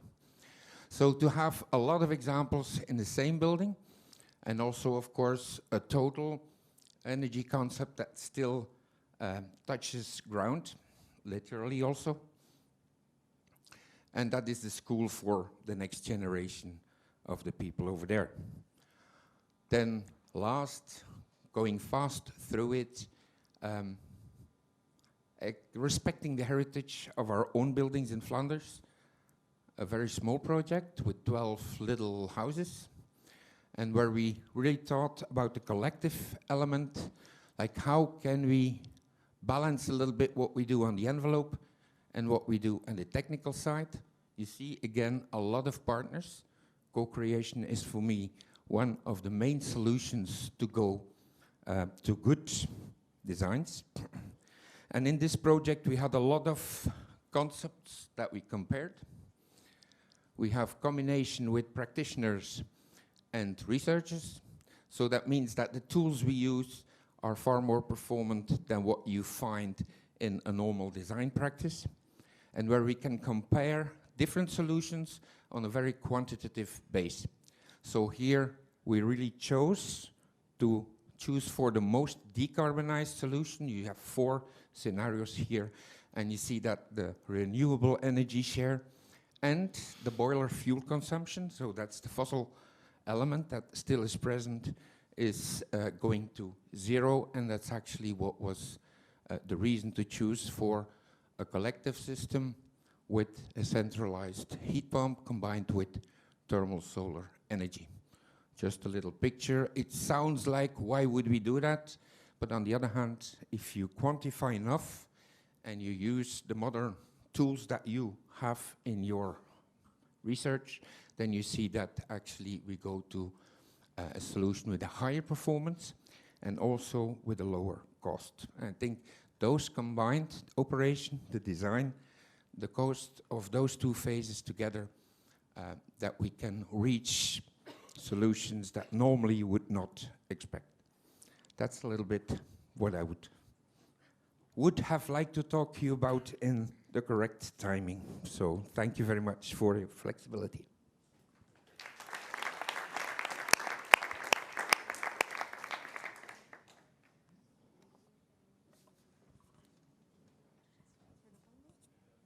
Okay, we'll have the questions in the panel. So now we'll do the panel session. We'll need to move some chairs in.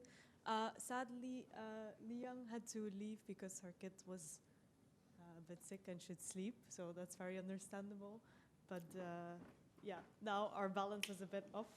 But okay, we'll do the panel with 3 speakers. So. Okay, thank you.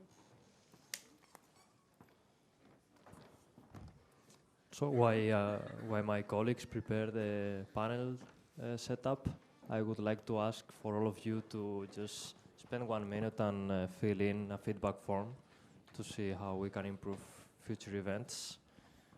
Thanks.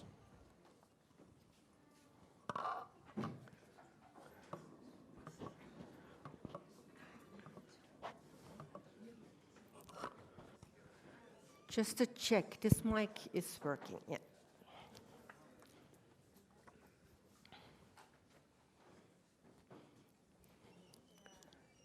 How many minutes did they get?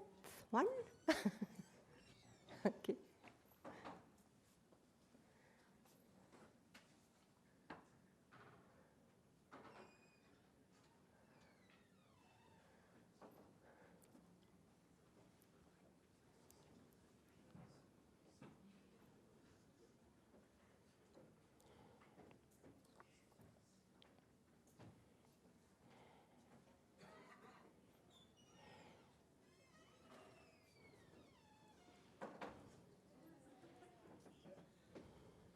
Okay, I think we can start. Yeah.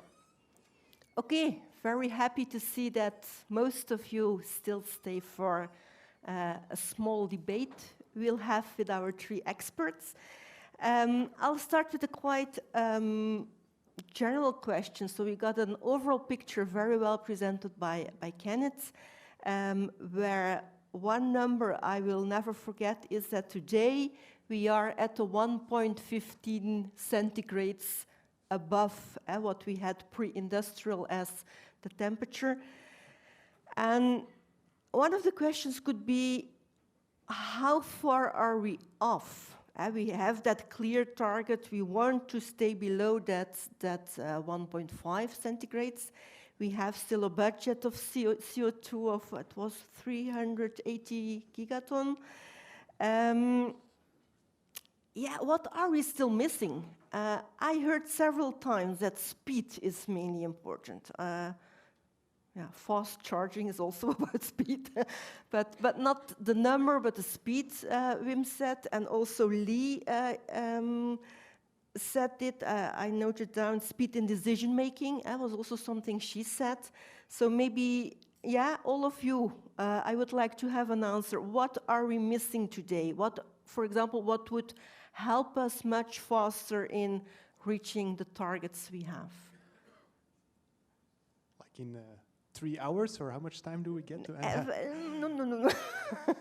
No, we need a summer of terror, climate terror, to create really the sense of urgency that, for instance, a COVID crisis created. And I think with the COVID crisis, we were able to drastically change our way of living overnight. And we get to a point that we need such a drastic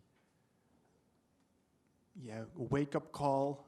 And we had Central Park in fog this summer by forest fires in Canada.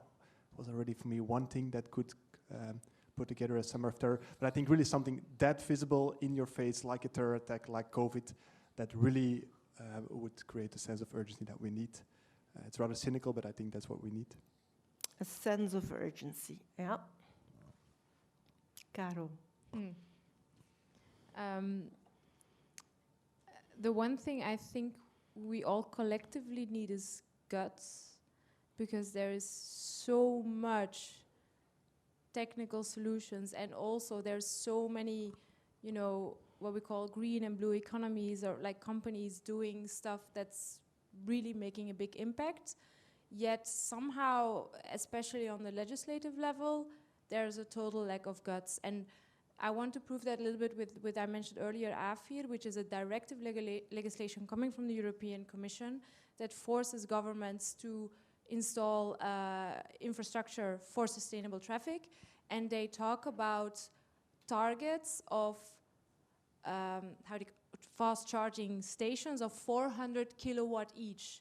400 kilowatt is the speed of charger we install, and we put 20 of them on one side. So you see the government setting targets for 2030 for infrastructure based on technology that is already outdated, and that was very clearly discussed with them, like when they started 4 years ago. And I miss the gut of just daring to put ambitious targets, because, I mean, that's the force of having a government and having legislation and pushing the economy to do more. And from being on the private side, so from being in a company, there is money in companies, there is gut in companies, and there are business models to employ people and, like, yeah, just make an impact. But the world around it doesn't move as fast as entrepreneurs with guts are willing to do, and that I find a pity. And can't you then just say, we don't care about the politicians? Oh no, we yeah, just we go a go lot for it? faster, but you know, like, there's also a whole lot of companies that then say like, hey, we don't care when the target is X, we just do exactly X, you know, and that's why when I said like we have this vision and mission to inspire, like I show the slides every time I speak to anyone, students, governments, other companies, because you at least maybe I can send them home and have them think about, yeah, we could actually do more, and why don't I choose to do more? And also saying I choose to do more also takes gut. So let's all have more gut. Okay, thank you. Good message. Wim? Yeah, the guts, spread the guts. I would say climate change needs behavioral change, and awareness, okay, should already be there. But also awareness that policymakers are not leading us, they are following us. So that means actually that bottom up, the change of behavior and the change of voice and guts should be stimulated, and it's actually a job for everyone here, wherever you are, with family, with friends, party, keep on partying, keep smiling, but still try to make a narrative of what you know and what you see. The other ones will never have the impression, can we do something about it? So change their behavior somehow. You can do that because you know, and just make a nice story about it, a correct one, of course, and tell the stories to everybody you know. Don't be afraid to open your mouth. I forgot to introduce how we are going to organize this debate. I'm sorry. I was immediately going straight ahead. So if you have any questions, if you want to pop in on specific things they say, just raise your hand and I hope I'll see it. And if not, I have some assistants that will help me to make me see it. So your voice is important as well. You are the next generation, we count on you. Maybe that social factor. We have already one question. Okay, Jolien, please. So my question is, yes, we should have more guts, but what if governments don't have the guts to go faster in the energy transition because they fear that it will be cost prohibitive? So that if the energy transition goes too fast, we will see a rising electricity price, we will have congestion networks that fall out, and that's why they don't move that fast. I don't know if you have thoughts on that, but this might be the underlying reason that they think it might become cost prohibitive, and that's why they don't. But at the same time, I sometimes think that when it becomes cost prohibitive, that then people will change their behavior. Like we saw Voilà. with the Yeah. prices were high, people were reducing their demand, people were thinking if they have the money, they install a heat pump. So what your thoughts are on this? Could you hear it at the back, the question? Okay, fine. I think the biggest reason why they don't is because the consequence of not acting is not a short-term one, and that makes the way our political system works now like counterintuitive for them to make actions for things that they cannot reap the positive benefits of. I think that is at the core of it.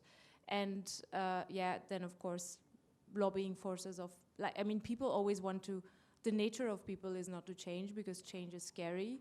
And that's, you know, like people and collectives of people, which are governments and companies, would rather, more people would rather stay the course than change the course because that's more scary. But that's my thought of it. Maybe 2 points to that. One, we are the government, right? We like to complain about politicians, but we all vote and we are the government, right? And for everyone here in the room, there are still a lot of people not in this room with other thoughts. So to Wim's point, help them, convince them. But it's a very Belgian or European thing to very quickly look at politicians, but where are them? Second, I think the narratives should change, right? We discussed over pizza. It's not about costs, it's about having an investment that pays back over time. And the question is, who bears the investments today and we reaps the benefits over time? It's an intergenerational thing. the good thing is we have had major new deals, Marshall plans that have exactly done that, right? We massively invest in a new economy, and it will take generations to reap the benefits. We basically do it with education, right? We massively invest in education to the benefit that we have hopefully smart citizens 20, 30 years down the line. And no one talks about costs in education. Maybe they do. It's really an investment. We should have really exactly that same narrative, right? And at the same time, yeah, it will hurt someone. The money needs to come from somewhere. Someone will need to invest and will need to put the money on the table today. So it's not all fairy tale, but it will pay back over time. That's a bit this long-term investment mindset is a bit what I miss also in the narrative. And one more thing, it's also not only cost, because like, you know, there's also value to things that are superior to some sense. And a really good example is that the one of an iPhone. This thing costs €1,000. The first phone I had costed, how much did it cost the Nokia 3310? Like maybe €40? Yeah, something 50, like, something like that, yeah. You know, so this is far more expensive, but it's also superior, right? So because kind of I can do more things with it and it has a better impact on my life. But if you kind of take away consumer products, but think about an investment in a heat pump or solar panels, you could also just say, like, I want that because it is better and it makes my house less dependent on fossil fuels, and then disconnect the fact that it has to earn you net money. You can also just decide you want that. And that is, I think, a mind shift that is in our generations and and your generations becoming more and more prominent, and it's one that we should promote and kind of grow in the people we talk to. Then I think we are at the right time to change our definition of a good economy. The economical growth, it's all about increasing BNP. Is that really what we need?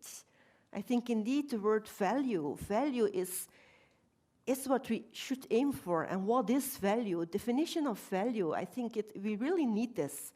And then you can, all your decisions, you have a new framework to base yourself on. Also the politicians, they get a framework to do the right things, to make the right decisions. But if we look at that social factor, so what can an individual do? Because, Kenneth, you say, we are the politicians. Huh? I don't have the feeling we are the politicians. Indeed, we vote, but we are in a democracy still. Yeah, and hopefully we stay in a democracy. But yeah, it's not that easy to say that. You can indeed, you can make your own choices and you can go for the best, what's the best for you and your values. But what can an individual do that really makes a difference? Do you have any suggestions there? Because I think a lot of individual people, they care and they want to do something which is good for the climate. I think we all want to. But what can we do where we get a feeling this really makes a difference? I have one thing to tap on what you said earlier. So we need a kind of a crisis. So there was a crisis this summer. We had one. Half of Europe was on fire. And I opened the newspaper, and on like the first page was, what can you do to de-risk that your holiday doesn't get destroyed when you are in Greece and the forest is on fire?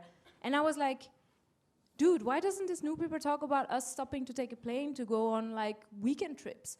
And one flight from London to New York emits as much as an acre of forest can absorb in a year. That's like massive. So I did my homework. I was so angry when I didn't read anything about climate change when the forests were on fire in Greece and people were like, oh no, my holiday is destroyed. So I looked at my calendar, and in 2016, or 15, the year after I graduated, I took 22 personal flights for travel. 22? 22 in 1 year. Impressive. This year I took 4, of which 2 of them were for work, and everything else I did with the train and with the EV.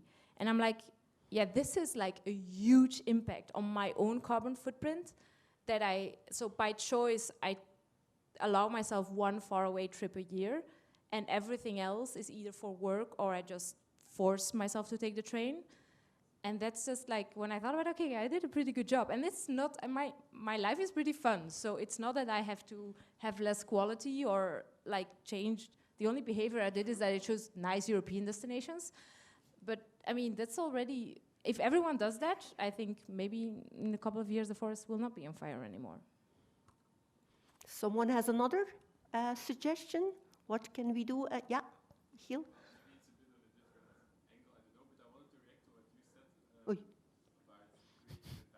Mm-hmm. Doing something good. I also think that there are many people that do not have that as a priority and just focus on increasing their savings at the end of the month. So I do think that there is also financial incentives needed for people to jump on the train, let's say. So in that regard, maybe a question to Caro, like for example, you mentioned the fact that you are solving the duck curve with the dinosaur curve. Does it also mean that you, like that's Fastned thinks about having incentives in varying the price during the day, for example, or offering services to the grid or something like that, just to make it very like specific in what people can gain by jumping on the train? So already now, and that is, and I agree with you, it's a bit hard to explain, but already now total cost of ownership of an EV, including if you were to only charge at the most expensive prices, it's already lower than with a fuel car. So, but that's hard to explain because people, when they purchase something, they think about the money they have to put right away, and they don't think about like, okay, I'm gonna have this car for 7 years, so how much is the TCO? That's like a very abstract thing to explain to people, but it's already cheaper. And the moment you balance charging on the go, which is like more expensive because you have to pay also for the infrastructure that private companies put down. When the moment you start balancing that with own produced electricity that's for free, you already gain significantly. That on that part, what do we do? So because we are expanding so much, our prime focus is now to build as much infrastructure as we can because, I mean, there's a wave of cars coming our way. So we try not to kind of lose time in already putting batteries now and doing other grid services because we just focus on building so that we can optimize later on. We're now in this like huge expansion phase. But yeah, and yes, are we trying to think of solutions to optimize prices so that our infrastructure is utilized throughout the day? We are, but we do also buy green electricity. So, I mean, and no one wants to wake up at 3 in the morning to charge their car. So we will vary prices at the moment in time where it's sensible for the customer, because if we would do it now, it's only confusing, but we will do it, yeah. Long answer, but it was also a multi-layered question, so sorry.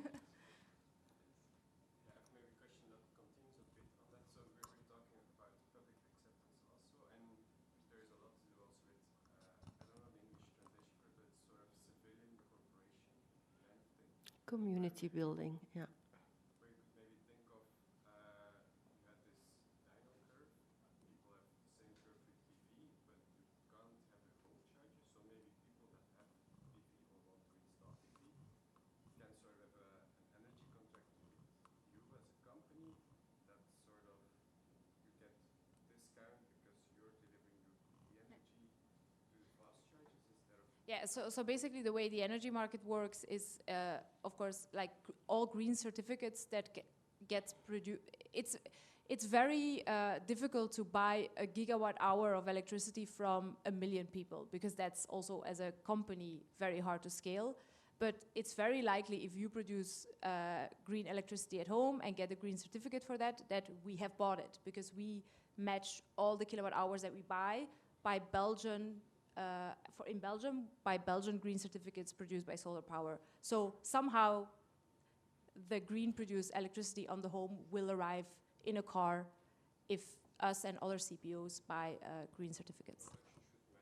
Exactly. But you could also say, like, think of ours as a civilian corporation kind of thing, where you actually, like, let the people embrace technology a bit more and bring it close. I think wind farms do that, huh, already? With the people living around it, so they get rid of this not in my backyard effect. But yeah. Yeah. I wanted to ask back to the political set of issues. When you were saying that some of the legislations are not sort of aspiring enough, is it also possible to a degree when you have that sort of political formation process in Commission, when you have like lobbying groups, also some for the companies which are more oil-based, is it possible that also, I'm not saying that they want to stop it, but maybe like slow the progress so that they're like faster to adapt? Is it like also this influencing that some of the legislation which are now adopted aren't aspirational enough? Yeah. So to answer that question, I think the best way is to say you guys all have a voice in that. So we have a lot of activities in the Netherlands as well. In the Netherlands, a group of people filed a lawsuit against Shell for greenwashing because they put posters on all the bus stops to say that they were the biggest investor in electrifying or in transitioning in the Netherlands. And they sued them, and now Shell has to remove everything linked to the transition in their marketing materials because their marketing budget is actually bigger than the budget they used to invest in the transition to renewable energies. So you all have a role to play in that. If you see lobby for oil or for like stuff that doesn't help our transition to a greener world, just speak up and get people together and say that you don't accept it. Yeah, you have the skills to be fact checkers. So do it, I would say. Another thing is the greenwashing and using green energy, the data centers. How are they built now? What do they use to fulfill our needs with our phones as well? And what is their impact? I didn't check the fact, but I heard it from different sources that the impact is already bigger than our flights. And so these are hidden consumptions. These are things we do not immediately see, but have a huge share in the global energy use. Cooling is the biggest electricity, or becoming the biggest electricity user in worldwide. Yeah, yeah. I heard in the speeches. Okay, you first.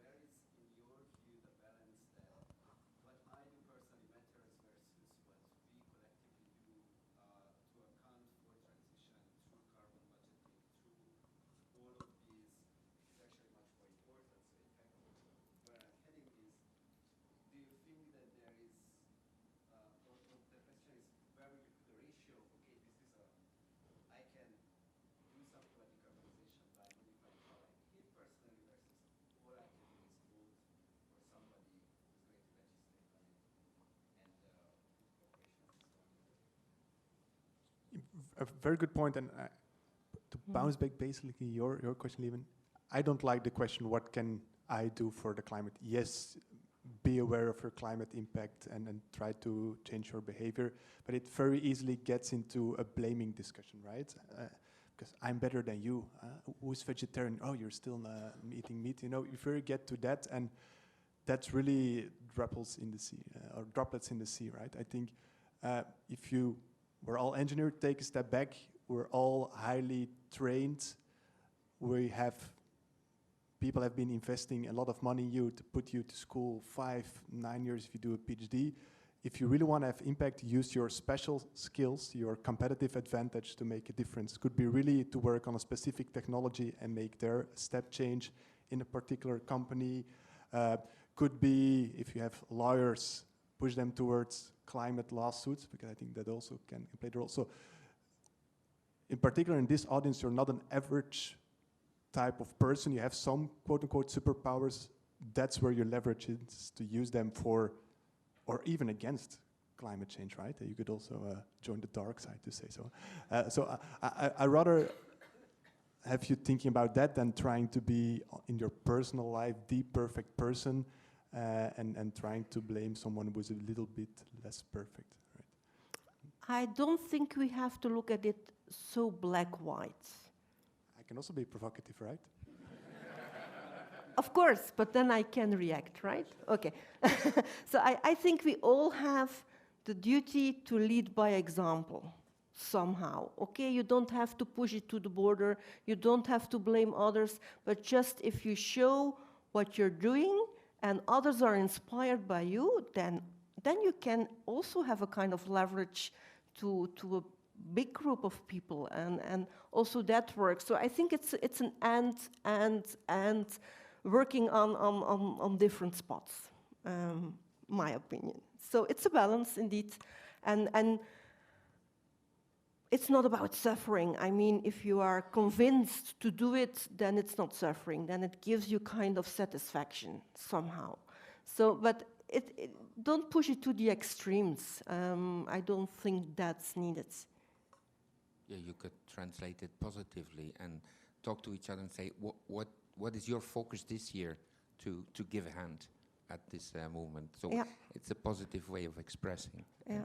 And sorry to say it again, one long time ago, a politician said to me, if I do something wrong to one person and he feels hurt and he's angry at me, that involves 1,000 people. So one impact multiplies by 1,000. And also put it in a positive way. If you can convince somebody like, okay, doing little things and bigger things helps us to prevent a huge problem for the next, not even generation. Well, and if this story goes on, imagine what impact you can have. And you are trustworthy because they know you've been studying for a long couple of years. And you did terrible, important work in your PhD. So you have a huge advantage if you talk. Try to make a narrative. It would be nice to hear people talk in the pubs about energy, but I don't think that will happen. Yeah, but in moments where we have an energy crisis and you have a family party, you will get the question because you are an engineer and they think you know it. So, and then if you speak, then you really have an influence because they listen. They really listen. They want to do something. Cas, yeah. Now I want to go back a little bit towards the broader picture.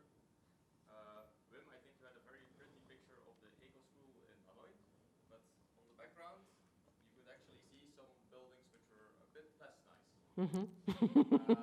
Also, my cousin, for example, he bought a new car last week, actually, in fact, and he was showing it off.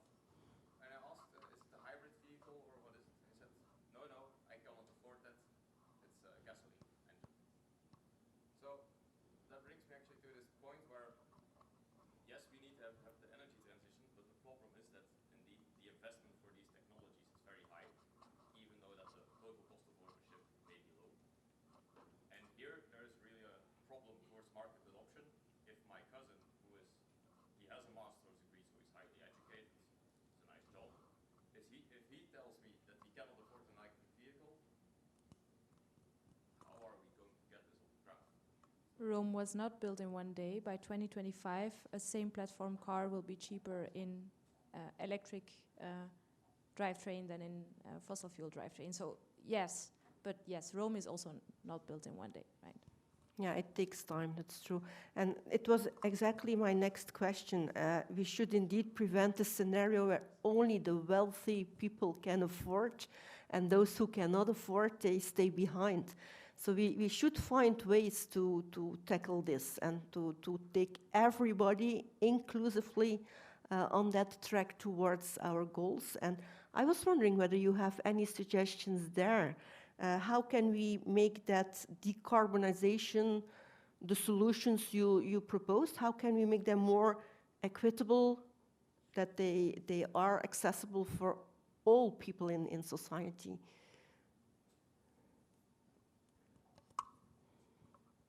But let's say there are again 3 angles to it, right?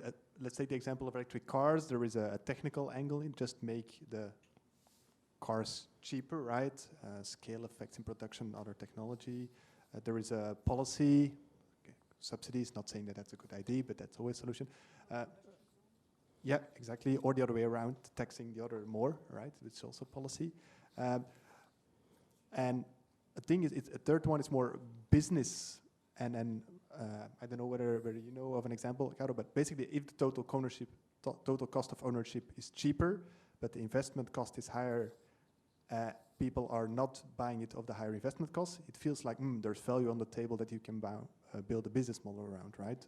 And basically, you have electric cars as a service, where you just pay monthly a low fee, and you have someone taking a margin on exactly this arbitrage between higher investment, lower total cost of ownership, right? So there's technological business solutions, policy solutions, and there are a lot of startups, that's a bit the world where I come from, in the sustainability space, right? Exactly looking for new business models to bring existing technology, identify what is the gap, and with electric cars, the technology is there, charging infrastructure there.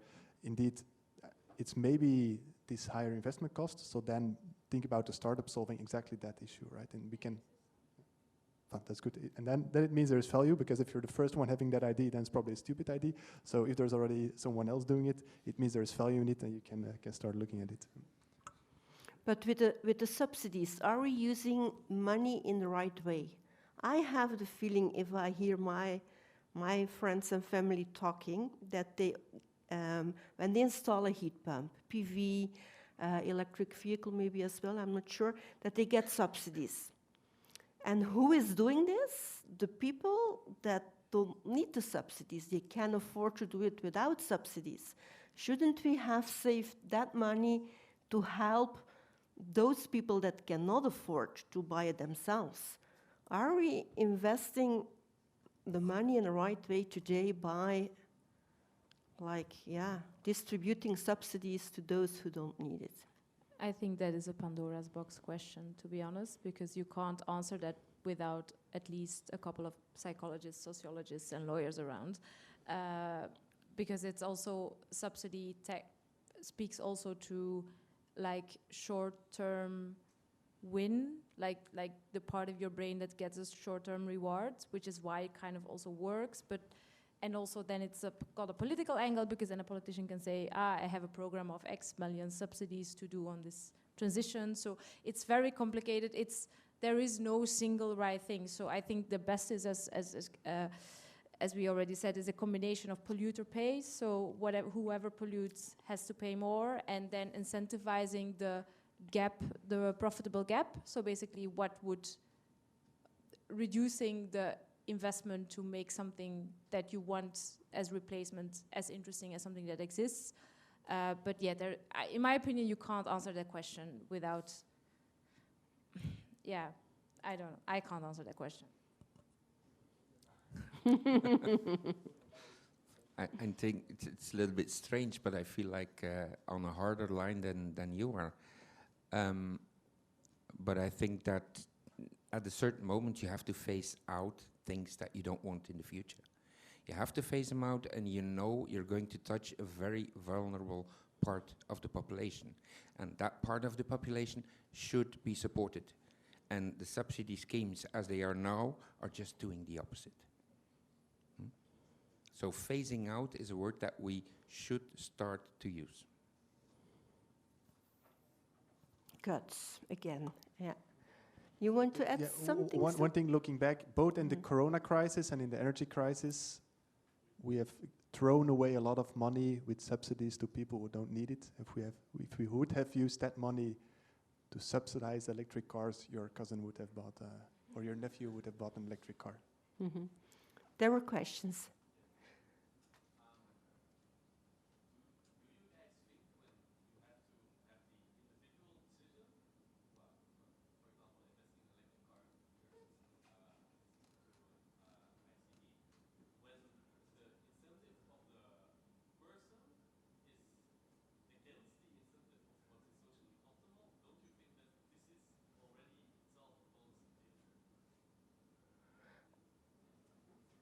I'm not completely with you. Can you repeat the question?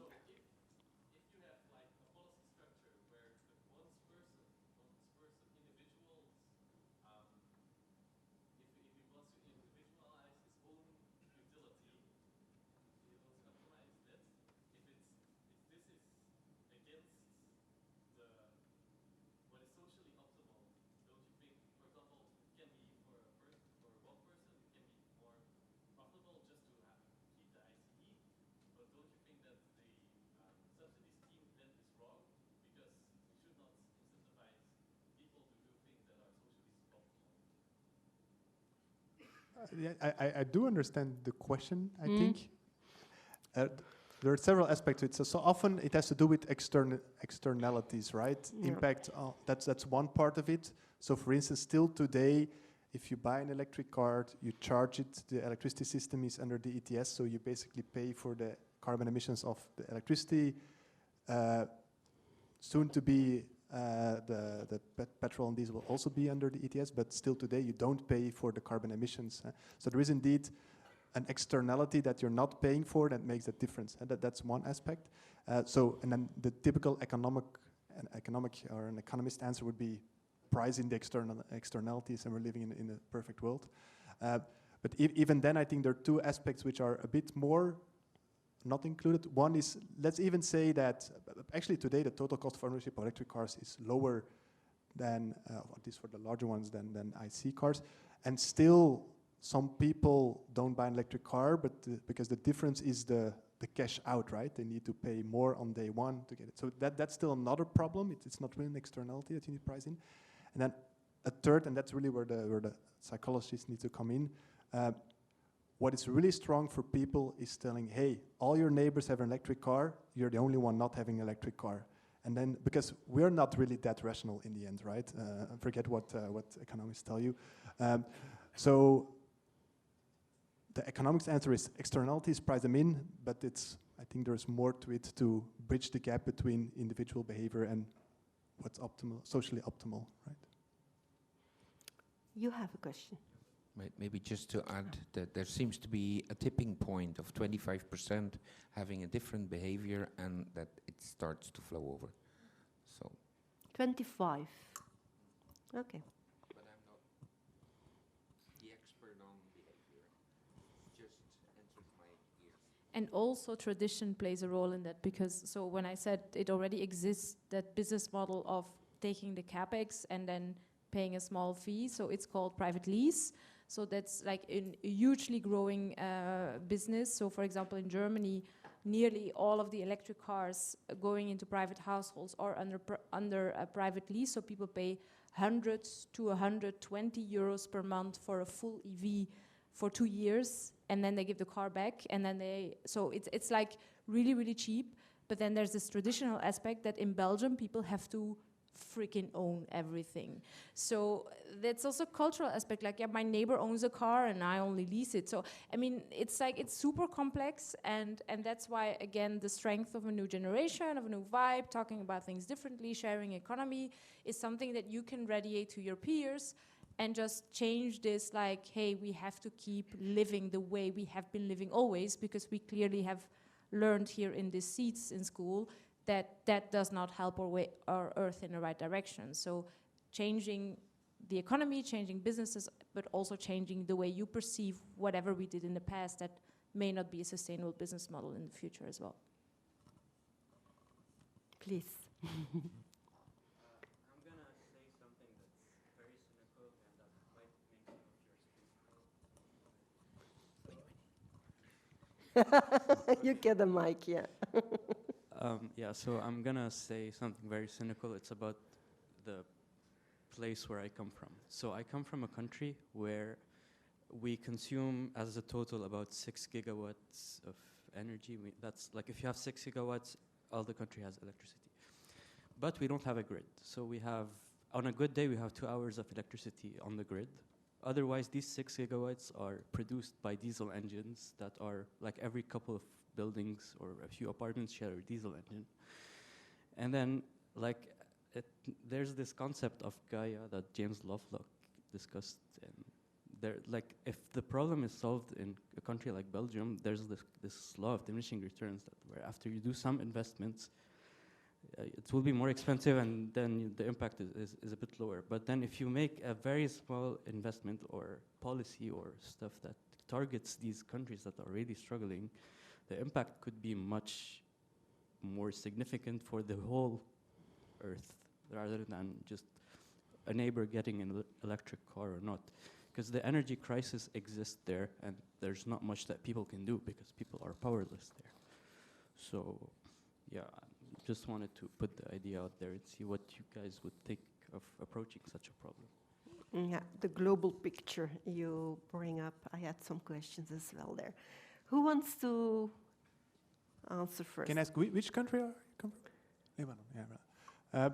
I think I showed the picture with current emissions by region, right? And then the developing South America, South Africa, Middle East, they're not on there yet, right? And I think if we talk about a fair transition, the ones who will need to bear the costs are the ones with the stronger shoulders and the historical depth, and give space to countries to still develop themselves. In particular, if you look at the per capita level, it's only fair that a lot of those countries can even emit more per capita first before they really decarbonize, right? And I think that's also one of the typical, very difficult debates on the climate summits. It's on this welfare transfer money from rich Western countries to developing countries.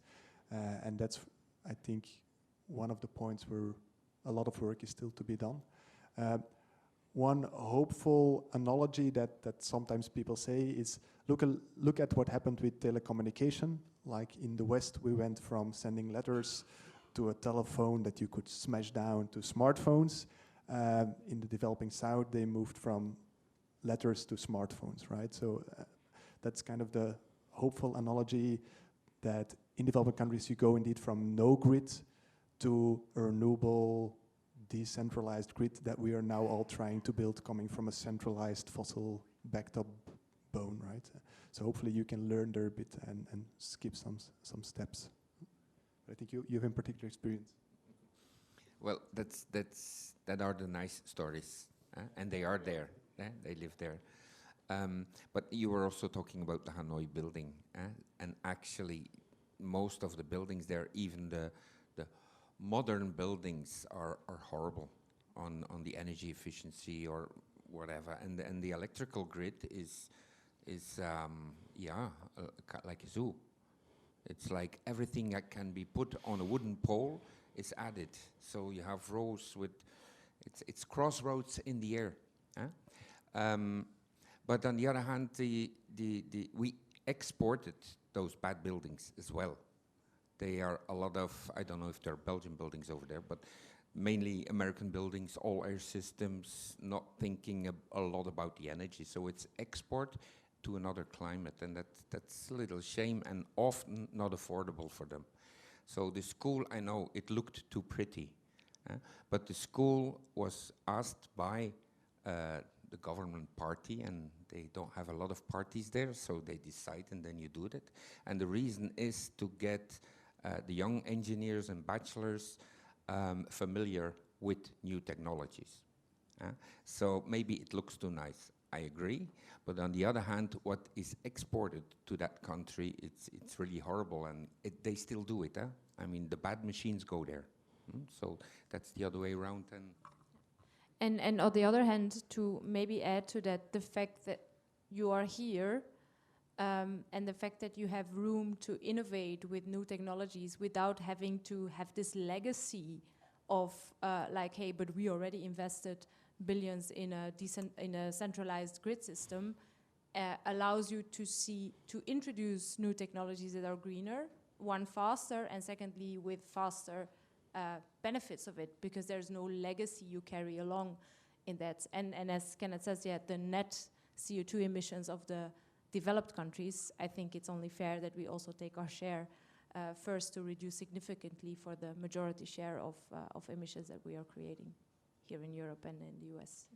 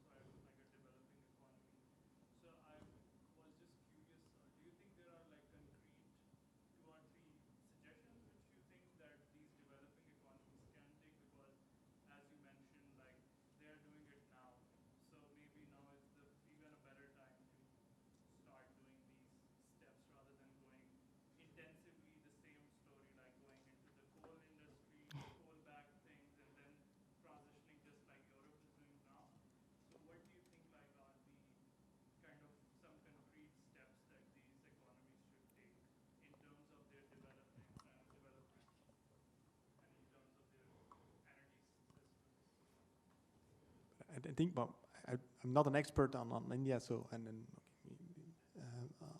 on that region, but I think for India it's a lot about coal, right? And I think on the last climate summit they tried to make India sign also a ban on coal. They pushed back, so there's a lot of geopolitics. There is also a first mover disadvantage, because if everyone reduces their carbon emissions except for India, we'll probably get very close to the 1.5. So there's also countries, and by the other way around as well, right? Also Europe, if we stay at the current emissions and the rest fix it for us, we're also fine, right? So there's in general kind of a chicken game going on. But I think and that's for instance where I'm a bit more hopeful about China. Burning coal, in particular in highly dense populated areas, has a very bad impact on air quality, smog, health. So there is a very local, tangible reason to address it and to move away from coal to gas, for instance, okay, which is then still a fossil fuel, but already lower carbon intensity. So I think the trick is a bit to look for, not come with the argument, you need to reduce our emissions, because then the easy argument is that, yeah, but you caused a problem. The trick is more, okay, what is really the local short-term benefit that they have for their own people and their own economy? And when it comes to coal, I think it's obvious to make in terms of air quality, that's smog, I think. Yeah, there is more than climate change. Local pollution is as important. Yeah. Yeah. I wanted to ask one question specifically to Caro. You were mentioning that you also have some amount of battery storage for energy. I was just like interested if you can, I'm not sure if you can, but if you can talk more about it, like what percentage is going from the grid and what for batteries, like when you on your stations? So we don't have them yet because we will, but we are reserving space to add them in cases of grid constraints.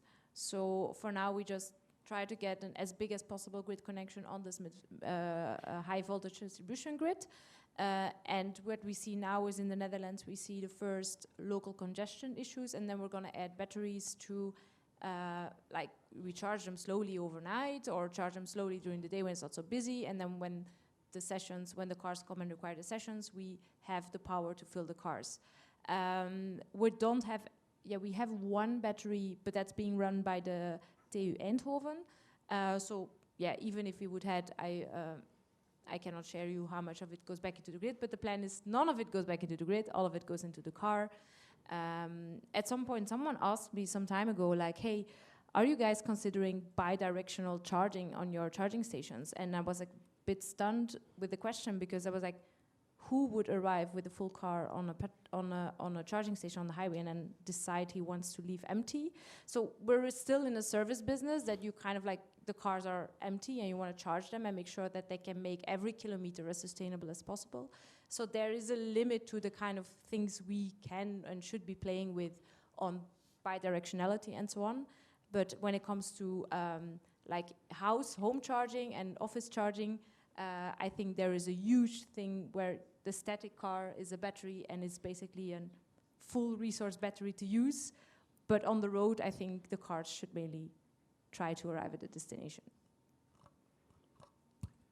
It would, for some people, maybe be a solution to, at the end of the month, where it's very hard, to use the solar panels to sell it to you and to have a little bit money. Huh? Yes. It's a business, yeah. Start a business. I sometimes hear the statement, efficiency is not important anymore. Everything is based on renewable energy at some time in the future, and then it's all about flexibility. What's your opinion there?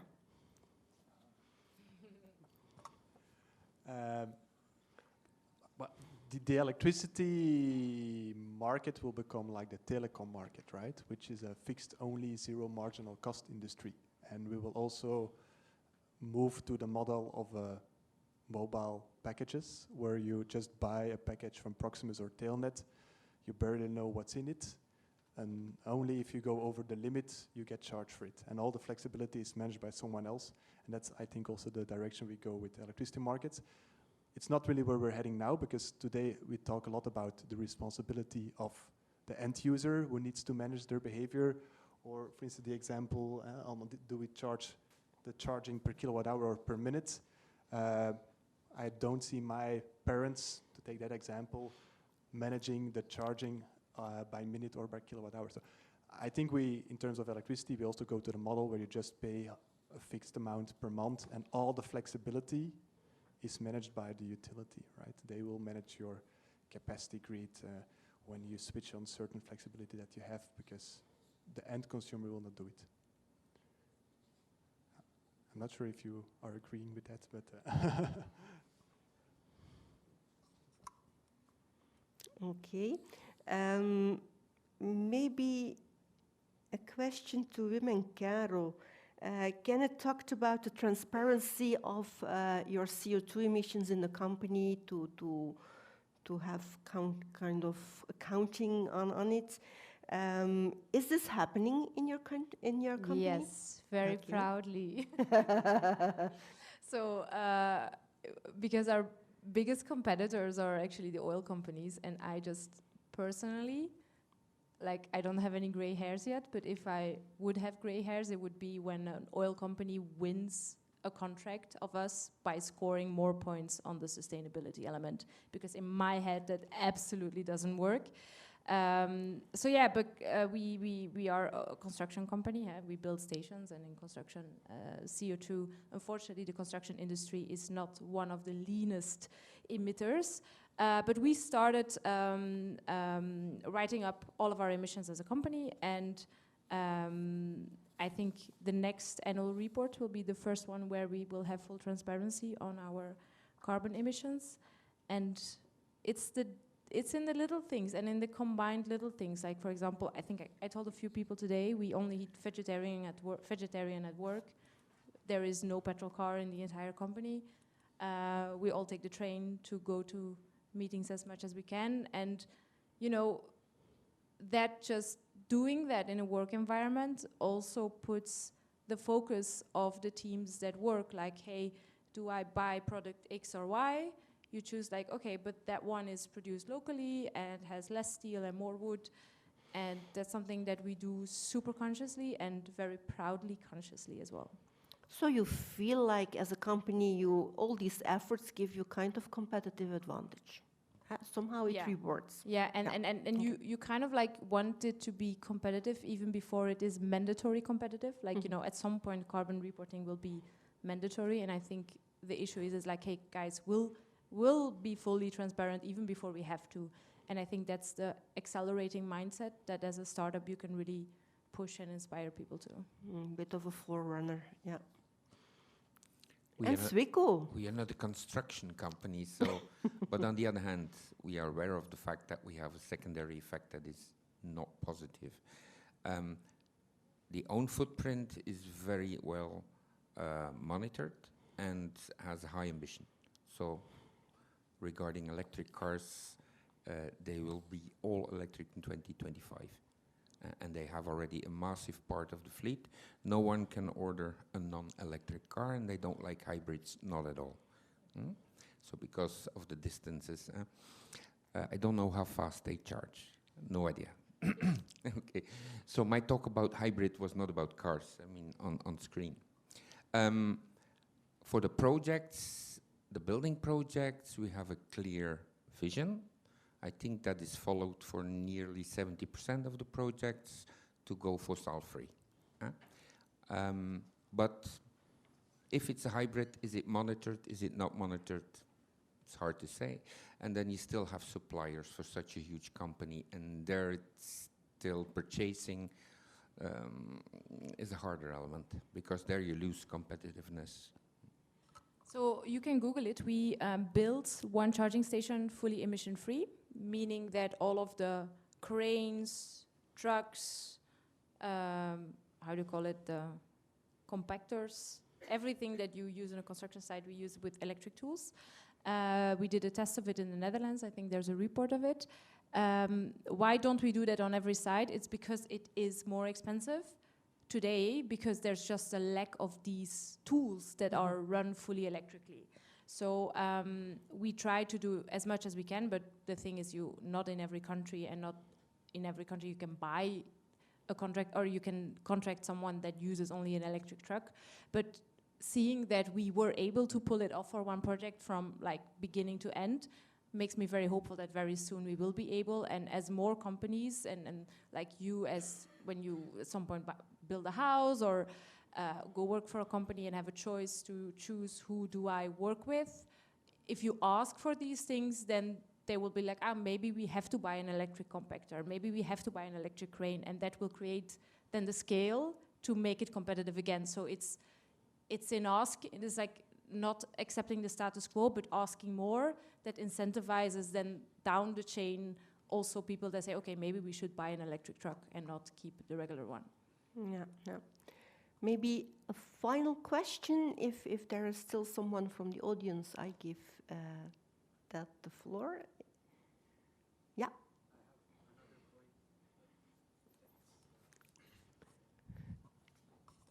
So the three of you are very close to the industry. I have nothing to do with this field, but I'm just interested in it. So if someone created, like if there was a new law that says, okay, you have made these studies, you spent so much money on them, they have made local impact, how about you sign some NDAs with people in countries where we can't afford making these studies, and you share this data with them? Or you make a plan that's kind of generalizable and shared with them. Would you stand for this, or would you have some friction when you are approached with such an idea? So let's say, for example, for her, they made plans for building these charging stations. If someone else were to do it from scratch, they have to go through paying the same cost that they have. But then you have sunk the cost down, and if it's in another market where it's not going to be a direct competitor of yours, would you be against or for sharing your data? Well, so you can copy what we do, because there's already a lot of companies that do that. So we have copycats that even copied the entire shape of our roofs and the layout of the stations, because, I mean, it's not subject to an NDA. You just go there, look at it, how we build it, and build it like that as well. But coming to like sharing knowledge, when I said for us as a startup, for Fastned, our vision is to inspire people. So we have also on our strategy full transparency. I mean, the only thing that we don't share is the stuff we're not allowed to share because we're a listed company. But everything else, on the way we deal with customers, the way we design our stations, you can just also find everything online. So because there is no I in winning, you know, it's just like either everyone. Yeah, well, probably, yeah. So, but that's why I say I cannot judge for others, but I would share everything. But at the same time, I think just taking something that worked in Belgium or in Western Europe and implement it in the Middle East, it will not work. There is way more to it than just the technology. I think if you look at the most successful startups and companies, they are never the first one with the idea. They are just the ones that implemented it better or implemented it locally in a better way, right?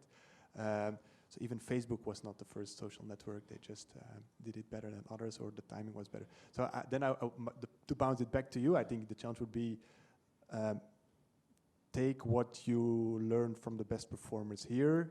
You know your Lebanon very well. You're probably well positioned to take what's available, or steal with your eyes from the companies that you visit, and then take the best from that and implement it locally. You will be able to do it way better than anyone else here in the room.